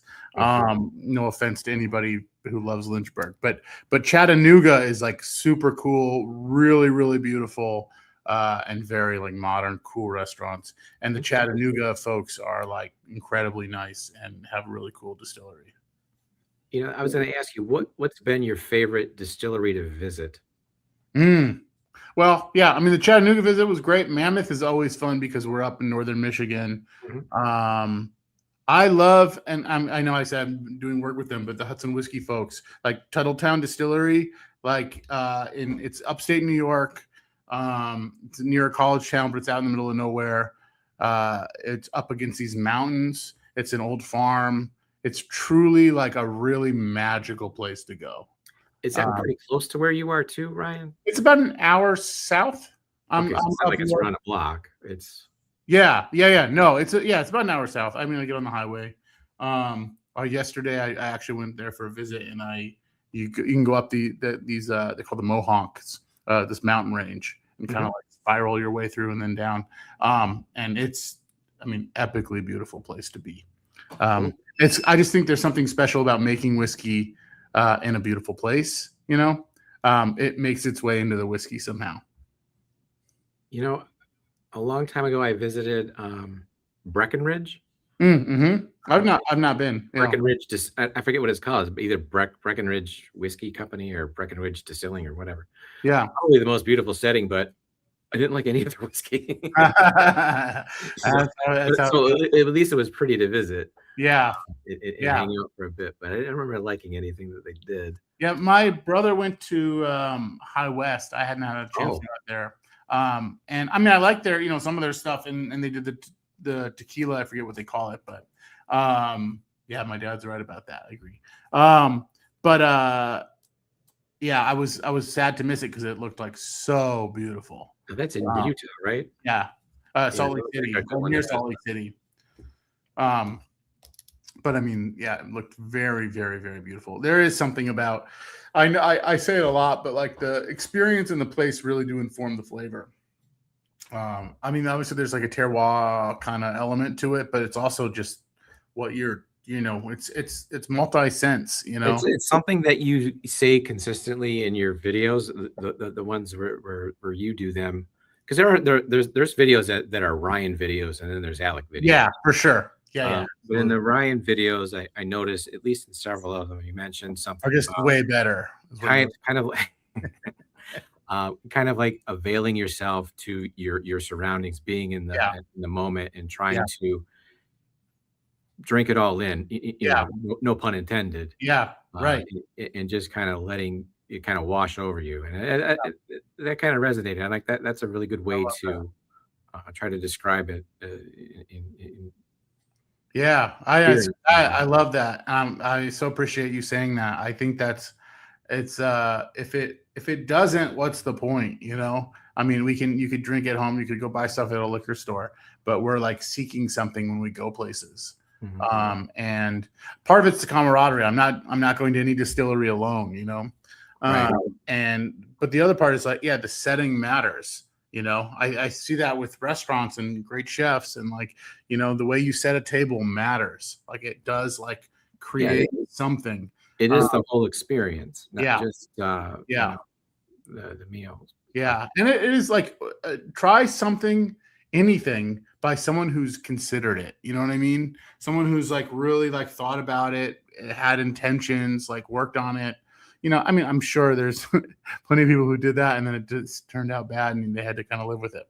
And then trying to, patronize the local, whatever it might be, the restaurant or the whatever, the distillery or the whatever, the attraction. And I just thought that was a really poignant way to put it.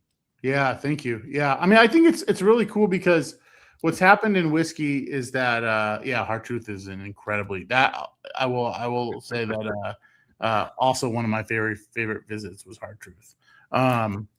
Mostly because they have the 4-wheelers or the ATVs that we get to ride on. They didn't there's a cabin. Yeah, yeah. They've got like moonshine cabins, and it is a entire experience.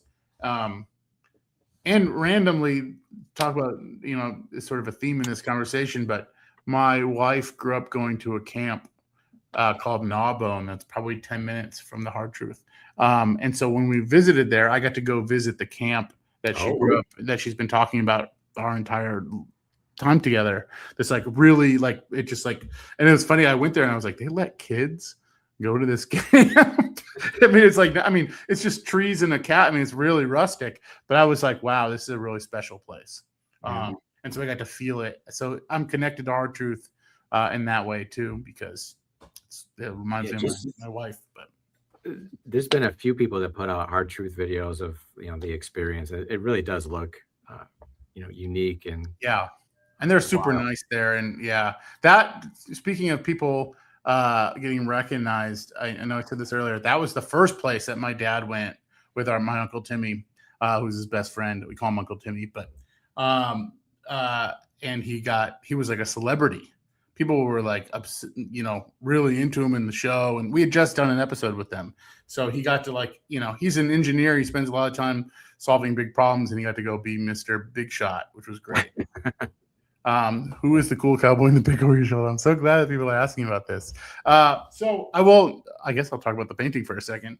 My great-grandfather, step-great-grandfather, Daniel Stone was his name, painted that. I don't know who it is. And when he passed away in the 90s or maybe early 2000s, 90s, they spread his paintings around and let family members take them. And nobody took this painting. And I was a kid at the time, and I asked if I could have it, and everyone let me have it. And I've held on to it for 30 years, 25 years, something like that. Wow. I don't know why I love the painting. To this day really resonates with me. I don't know if you can see, it's like, oh, my light's gonna go, but it's this cool old dude with a gun. I don't know, something about him just I thought was cool. But it's actually, yeah, that's a funny story. I'm gonna change my light real quick if you don't mind. Go for it.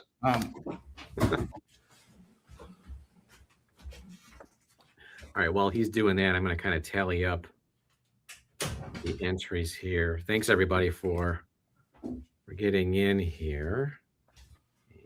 I want to make sure I don't miss any of these.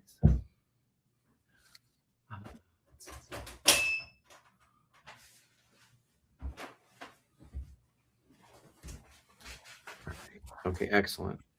Did I do okay? Yeah, I was tallying up some of the entries while we were doing that. Okay.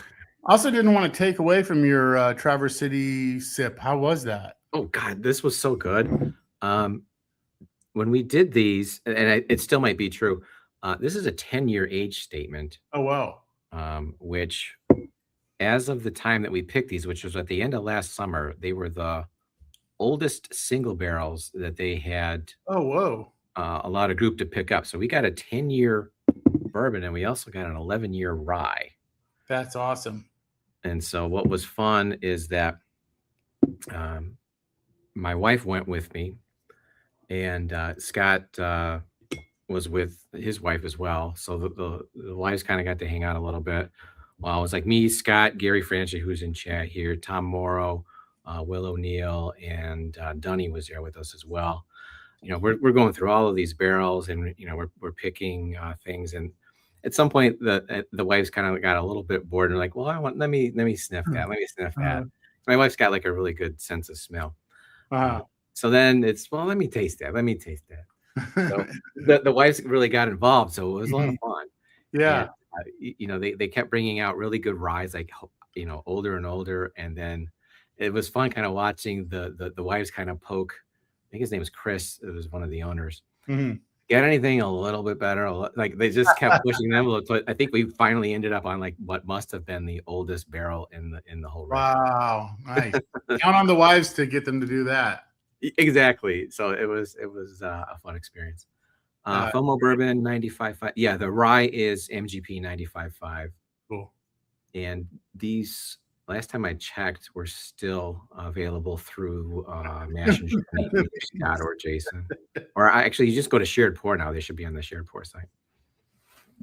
The good stuff.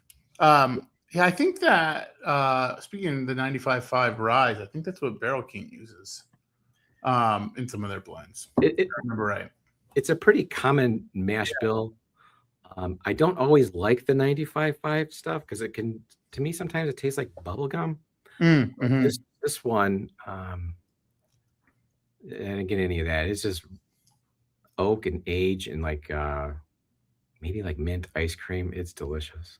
Do you drink beer? Are you a beer drinker at all? I used to be a huge beer nerd. Yeah. Way before I was into whiskey. Yeah. And I kind of crossed over at some point and haven't really looked back.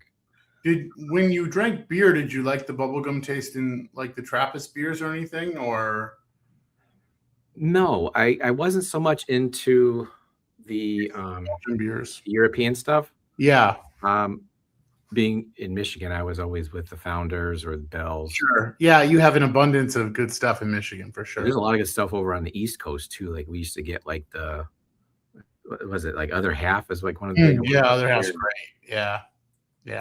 That's how. No, I feel the same. I pretty much gave up craft beer once I started drinking whiskey, which for the better. But yeah, I'm a fan of the bubblegum. Like I like the European kind of like the Belgian yeast stuff. So I like finding bubblegum in whiskey occasionally. But yeah, it is very distinct though. I think certain people love it and other people do not.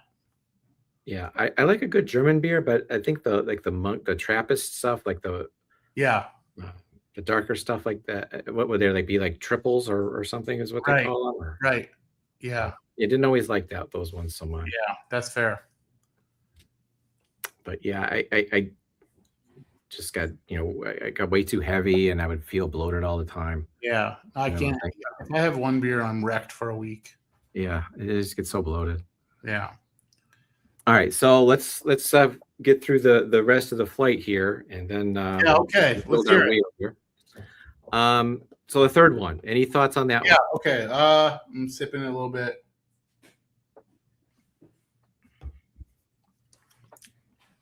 Ooh, that's a nice cause, Dan. Well, I know it's a rye. Okay, so let me ask you: you think it's over or under 100? Oof. I still think it's under 100. Okay. I'm And any thoughts on where it could be from? gonna say Kentucky. All right. I'm When in really, doubt, really let's in here. Yeah. play the odds. Yeah. I'm playing the odds. All right. So that one, Ryan, is Sagamore. Okay. 10-year, which is actually MGP, so it would be Okay. Indiana. Indiana, close enough. And this is, boy, I need the readers to find the proof on this one. Get your son down here. Now I'll struggle through it. Boy, they really make this one hard. 5.4, so it's 110. Oh, damn. Okay. That's why I said it's hard with rye for me to guess proof. 110. I'm writing that down so I remember. Sagamore. I don't drink a lot of Sagamore. I see it a lot. I like it so far. I didn't know they were MGP though. That's interesting. It's not all their, it's their stuff now. Yeah. And in fact, I think this might be anything after this one. I think it's basically theirs. Anything younger than the 10-year is theirs now. Okay. If I'm wrong, someone can correct me, but they do make their own for the most part. In fact, the Evernorth sources a lot of stuff from. Yeah, that's right. I knew that. Yeah. So they make really good, low rye is like 52%. Is it Sagamore or Green River that's doing the Evernorth stuff going forward, like distilling for them? I think both now. Yeah. Like I know one of them was doing like their mash bill. Yeah, I think Sagamore was from the onset. Uh-huh. And then I think Green River is recent. Okay.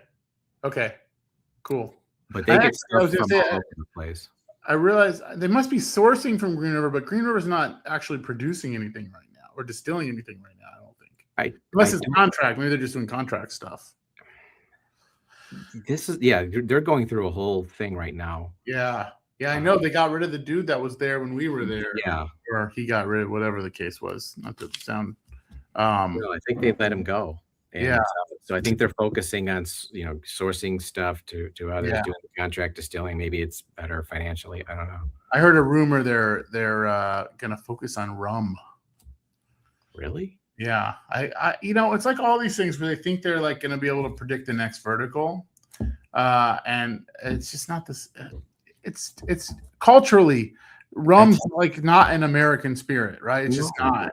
It's cool, it's interesting. There's all these like stories about it, but it's not the American spirit. Right. And whiskey. Yeah. Yeah, one of the local places up here just started doing tequila. Like, yeah, same thing. Everyone's trying to jump on that. I know for a fact I'm not going to say who, but someone had converted to kind of like doing a tequila-esque thing, and it wasn't selling well. It just isn't going to be the like, once again, I think you can't.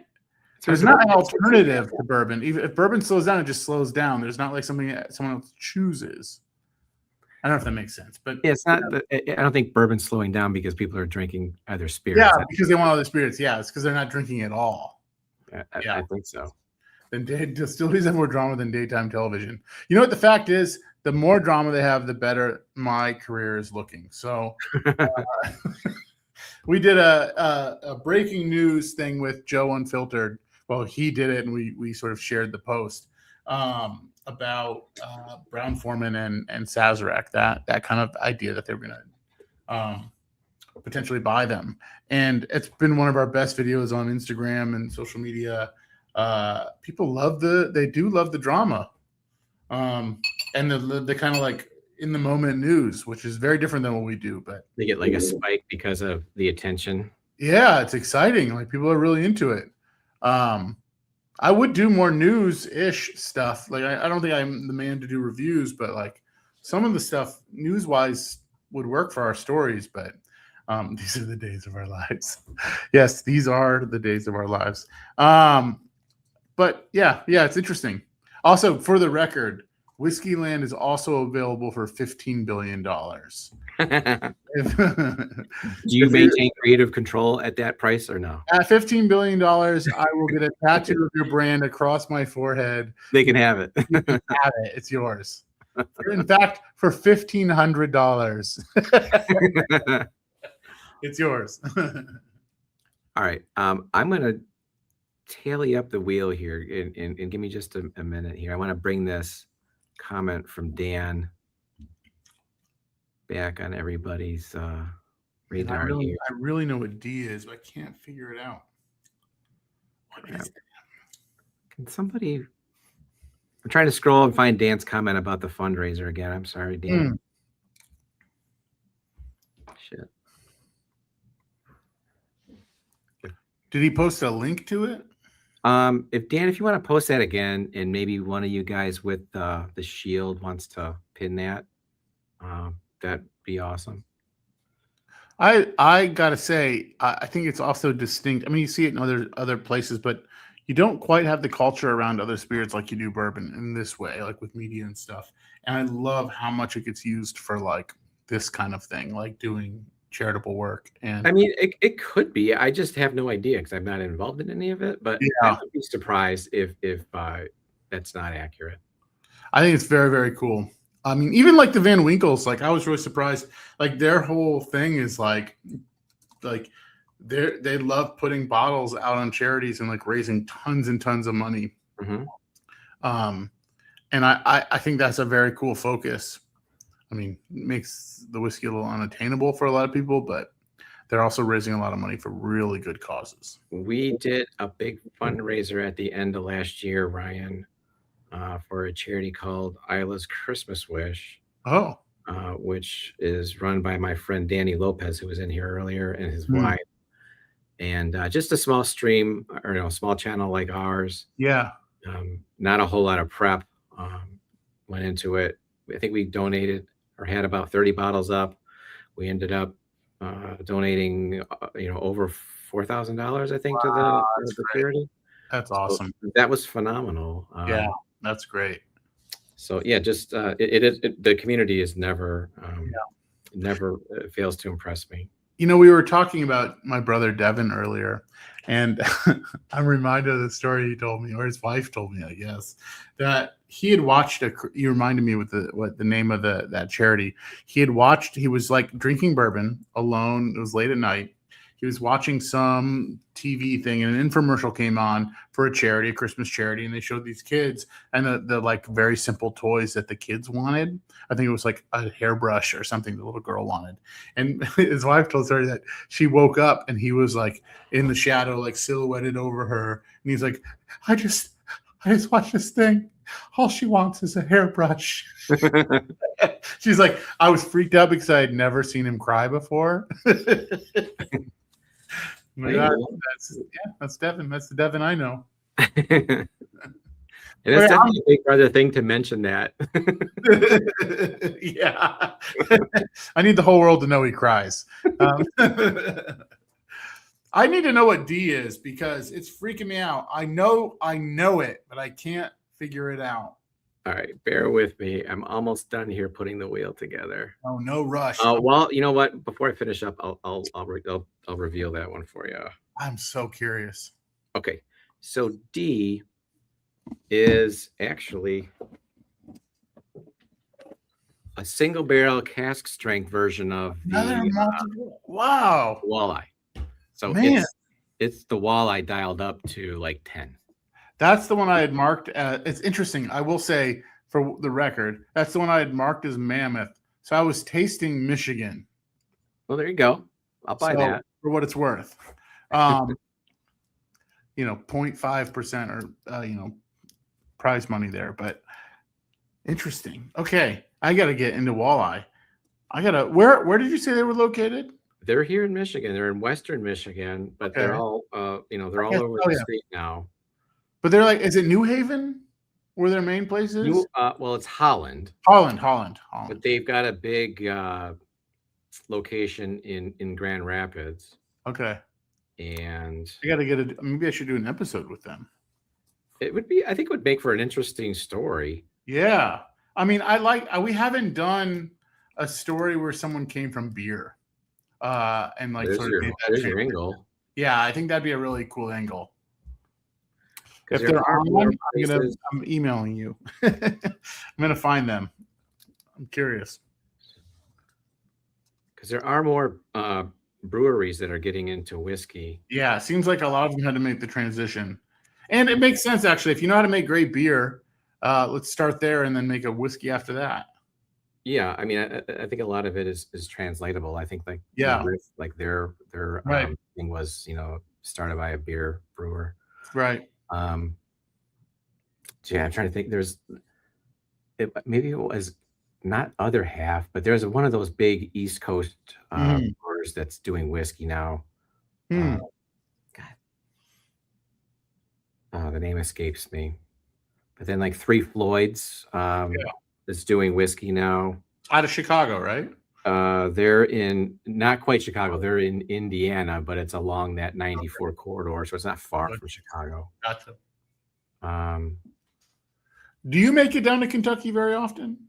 Last year we went twice. I think this year we went once. I probably would go, once or twice a year, depending. Yeah. What's your favorite spots? Bardstown. Yeah. I mean, not necessarily Bardstown Bourbon, though I do like that place a lot. Sure. Yeah. Just like downtown Bardstown, all the that's great. the bars, Have you been to Mr. Tubbs? Cocktail bar. It's a cocktail bar in Bardstown. It's kind of new. I mean, it's within the last 2 years, I guess. I don't know. You know, one of the other guys in chat might have a better idea of the places that we've been to. I forget a lot of the names. Yeah, me too. But if it was in downtown Bardstown, probably. It's a little off the beaten path. It's not far from downtown, but it's a little off the beaten path. It's a great spot if you go. They make an old fashioned that'll blow your mind. Oh, I love an old fashioned. Yeah, they use sorghum, whatever it is. What'd you say? Sour gum? Yeah, something like that. It's a different kind of sugar thing to sweeten it, and it's incredible. Yeah, it's truly amazing. Maybe one of the best old fashions I've ever had. I have this bottle of chicken cock or something they gave me. Okay, yeah, that's right. We went there. Yeah, I need to go. It's funny. That's like one of those places that's turning into a thing. They've got some good whiskey. One of the guys that's usually in here is Corvette Trey, and I know he was a big fan. He made sure that we went there and checked it out. Did you see the Jim Gaffigan comedy special about bourbon? I saw some of it, maybe like clips here and there. Yeah, you should watch it if you haven't. We were lucky enough to see it live, and he does a whole bit about chicken cock, and it was great. It's so funny. Yeah, and he's actually got a bottle out or something, doesn't he? Yeah, he's got a bourbon company at this point. I mean, they have a couple releases. I haven't had any of it. I mean, I guess it's all sourced. Father Time, I think it's called, something like that. Oh, whoa. This is Okay, let me way put back fancy. into the. Good. Okay, so I've got the wheel ready to go. We got one more bottle to get through. So you got This the is last who one. this is who wins the Infinity? Yeah, we'll do that in Oh, just a second. great. We got your last bottle. Yeah, okay. Let's see. We kind of got sidetracked a little bit. Sorry, I started asking questions and then it's a rabbit hole. It's partially I'm inquisitive and interested. I'm also ADHD. Well, I'm partially ADHD, but I'm also trying to do like 3 things at once, and I'm maybe only capable of 2, maybe 1. Yeah, sorghum. Yeah. Yeah, Trey. I can know. Trey, it's unbelievable. It'll blow your mind. Go to Mr. Tubbs. Newman Miller is a madman. But you need to being up Jim Gaffigan to Matt Butter. Bring up Jim Gaffigan or being up. What are you trying to say, Robeson? Oh, bring up Jim Gaffigan to Matt Porter. Uh-oh. Bring up that maybe that makes sense. I want to imagine that he meant being up. No, bring up. Okay, bring up. Maybe he's a big fan. We love Travis. Yeah, Travis, good dude. Okay. All right. So last one.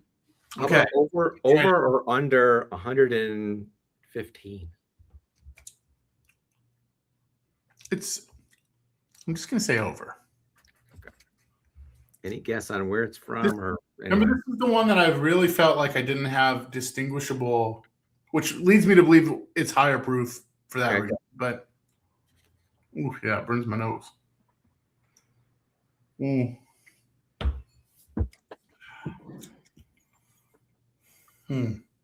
Yeah, once again, there's a flavor that's very distinct to me, but I can't tell you from where.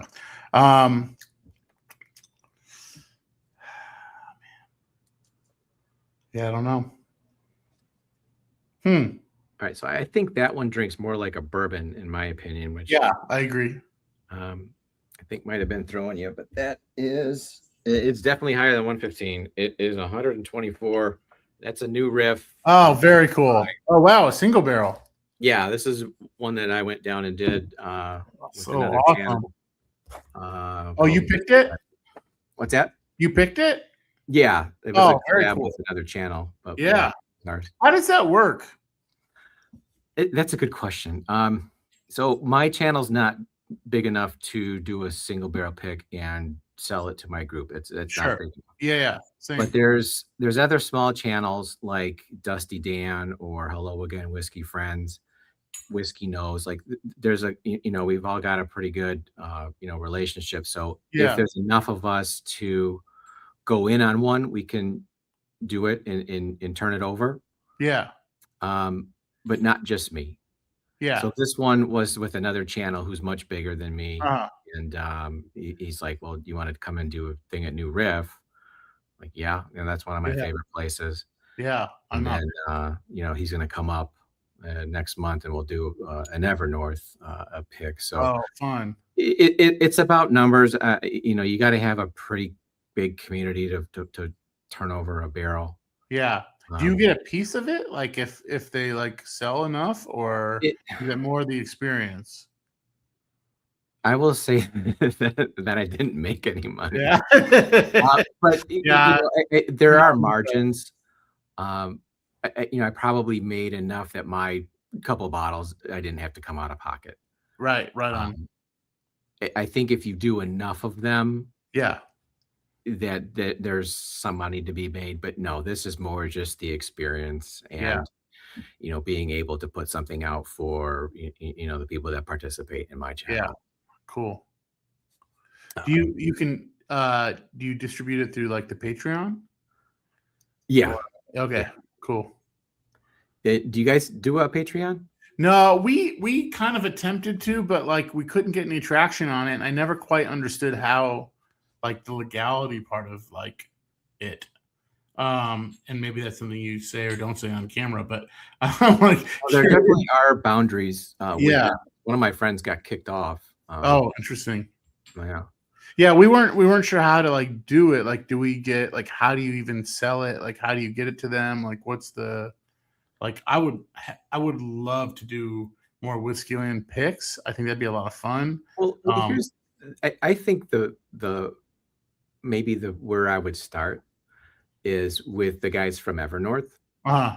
because you won't have to distribute it. Uh-huh. Right. They use Bourbon Outfitter for all of their stuff. Right. So basically, all you're doing is providing access to your community, Right. and their stuff will sell. I mean, I think Yeah. it's just not the only brand that is almost guaranteed to sell out. Oh, There's others, obviously, but so Yeah. many places around here do Evernorth picks. They sell out in a day. yeah, it's incredible. So you're not going to make any money on it, but Yeah. again, you're providing an experience for Yeah, your for community. sure. Yeah.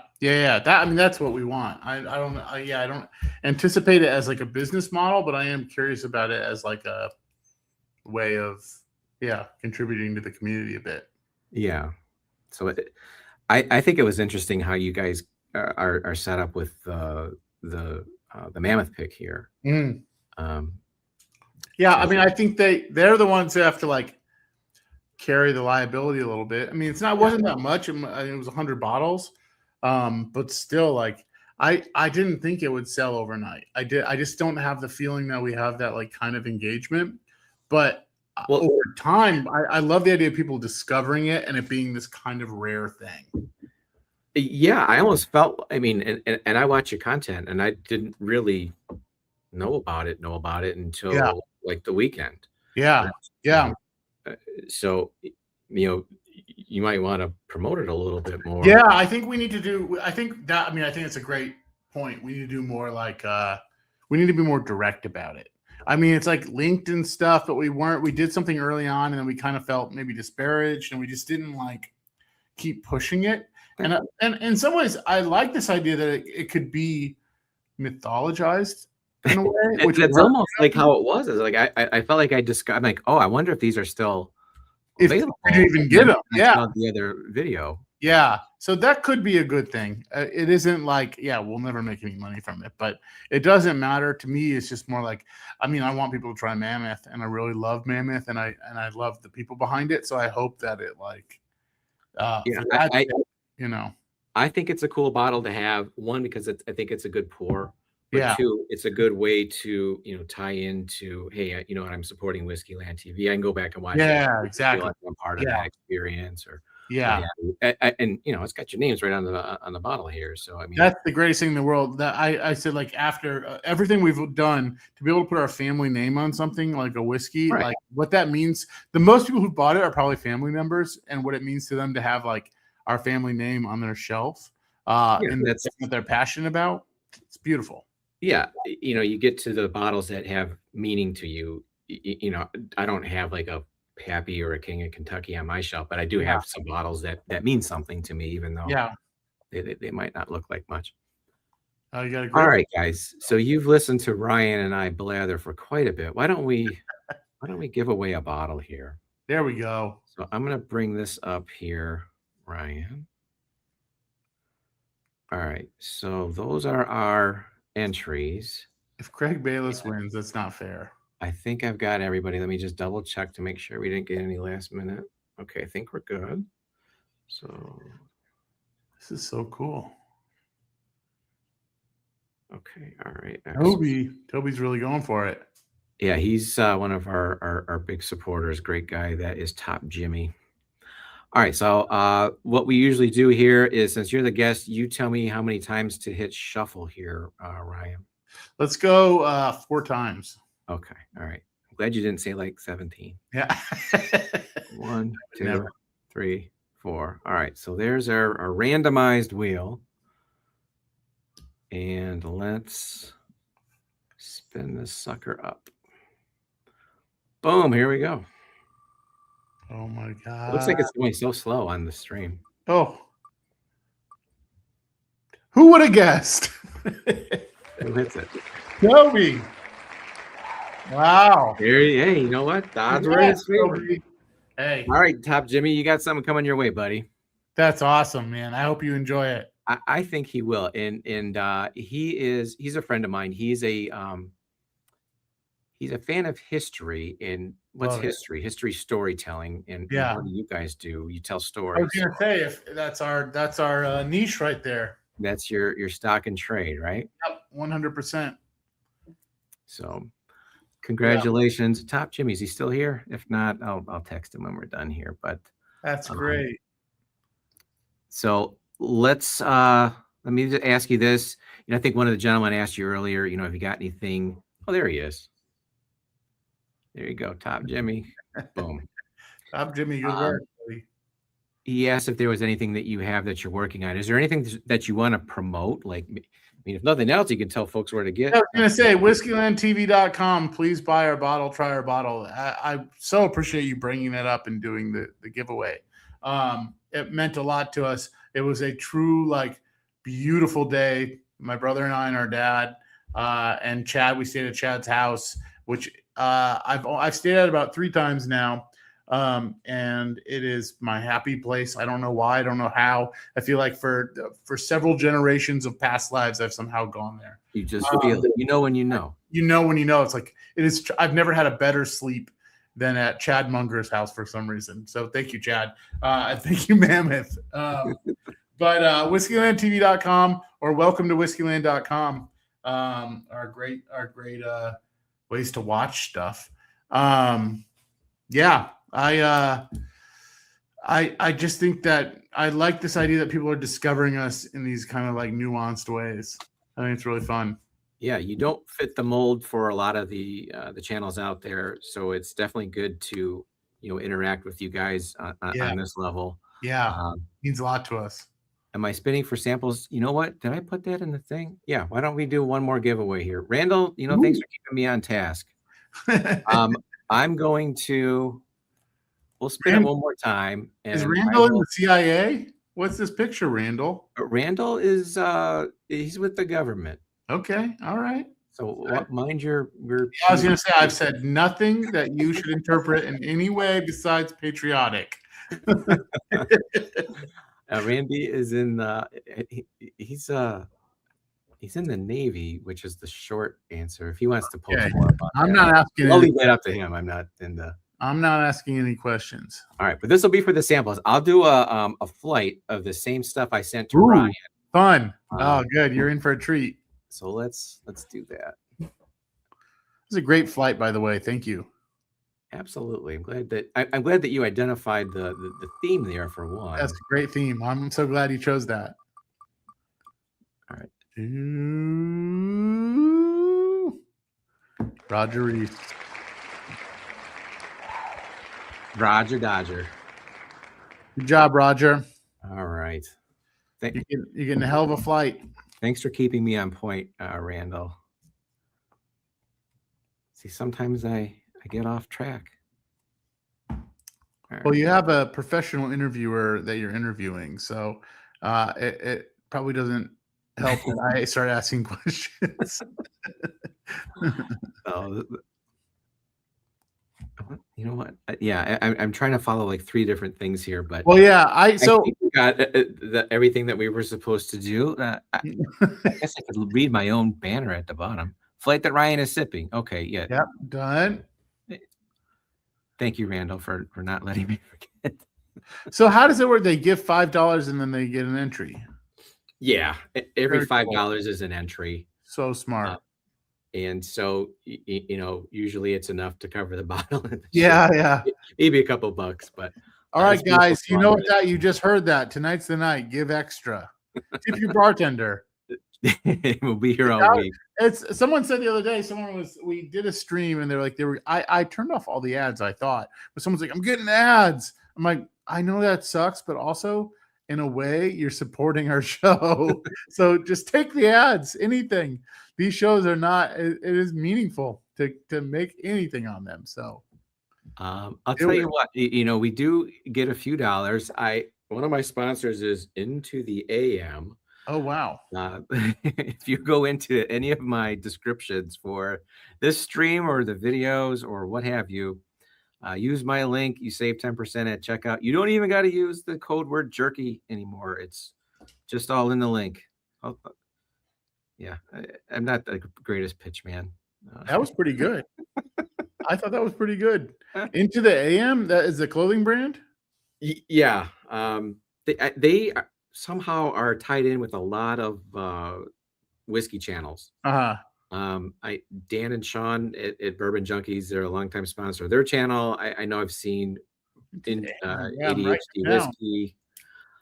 What's funny is I think I had like less than 100 subscribers, and they reached out and they're like, "Hey, do you want to have a link and sell our stuff, and we'll send you some clothes?" I'm like, "Yeah, sure." Done. Yeah, heck yeah. So, I'm like, I could use a free shirt. yeah, they would send like, hey, pick any 2 of these things, and then you just gotta run a quick ad in one of your videos. Yeah. Like, all right, whatever. I got a coffee maker that way. I doubt we added any value to this company, but it was like maybe a $300 coffee maker.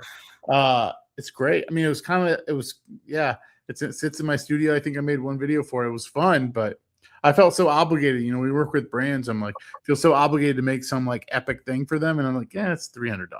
It's not a big deal, but it is funny how that works. Like the Into the AM, so they send me, some clothes, whatever. It's not a big deal. Yeah. It's all like athletic gear, so it's not like super pricey anyhow. But yeah, one of you mentioned Original Grain. yeah.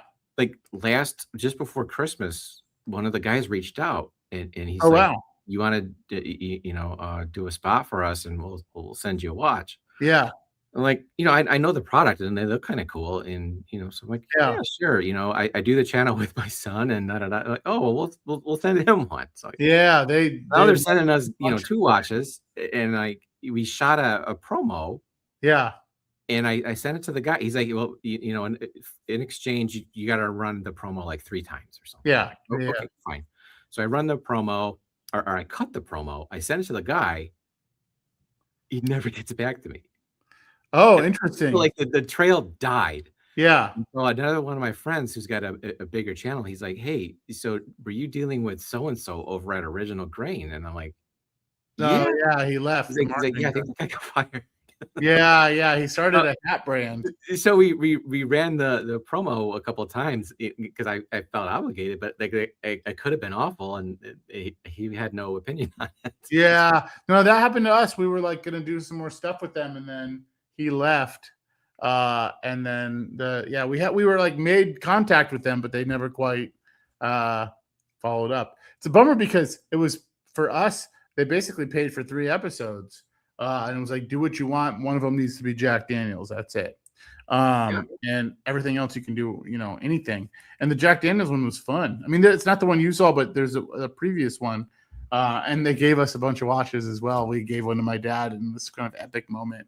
Yeah, I think they're nice. Yeah. I thought it was a cool tie-in because it is, whiskey adjacent. Yeah, for sure. Yeah. That's the ideal sponsor, I think. He's just like, yeah, it was gone. I haven't heard back Yeah. from him since. Yeah. And same thing happened to us. Yeah. The one dude left. He makes hats. I think he does like a official whiskey CEO hats or something. I forget. I think they're called Double Shot, maybe something like that. You never know who's going to get into your inbox. Yeah. It's a wild ride too. Yeah, it's really timing. It's like the one day you email the right person. Marty, I can use a new watch. You just got to email Original Grain, they'll send you one. All right. I'll make a perfect hand model. All right. Well, Ryan, I'll tell you what. I'm coming up on about 10 o'clock. I've eaten up a ton of your eating here tonight. This was great, man. I appreciate it. I want to thank you again for coming on and hanging out with us. Yeah, thank you. This was a blast for me. Me too. So hopefully, we got the word out a little bit more to everybody else. Go watch Whiskeyland TV. It's not like anything else you're seeing out there. I promise you that much. Thank you. Brian's a hell of a storyteller, as is his brother. Great content, and they've done videos with the Junkies, with Jason, with ADHD. So a lot of people that you're familiar with anyway. Go check out those videos, man. Thank you. Pump up those views and watch hours. Yeah, no, please. Any watch, share it, like it, buy the whiskey. Any of that stuff helps us. It's literally our livelihood. I mean, my livelihood to do Whiskeyland. It means the world to us. And this kind of thing means the world to me. I appreciate, getting a chance to hang out with you, Tom, which I'm excited about, by the way. In Michigan, we should definitely get a drink together in real life. Oh, man, I'd love that. We're there several times a year. So we'll make sure that happens. And whatever, if you see a 6'3" furry, it's Alec. He's in costume. You can approach him. Don't look him directly in the eyes. Don't make eye contact. Don't make eye contact. He may stink of booze, but he's a nice guy. So, yeah, look for it's the long tail. It's the long tail. All right. All right. Well, Ryan, hang out for just a minute. You bet. But everybody else, thanks for hanging out with us tonight. Hopefully you found this somewhat entertaining. If not, thanks for watching anyway. And until next time, Thanks, guys. stay jerky. Cheers.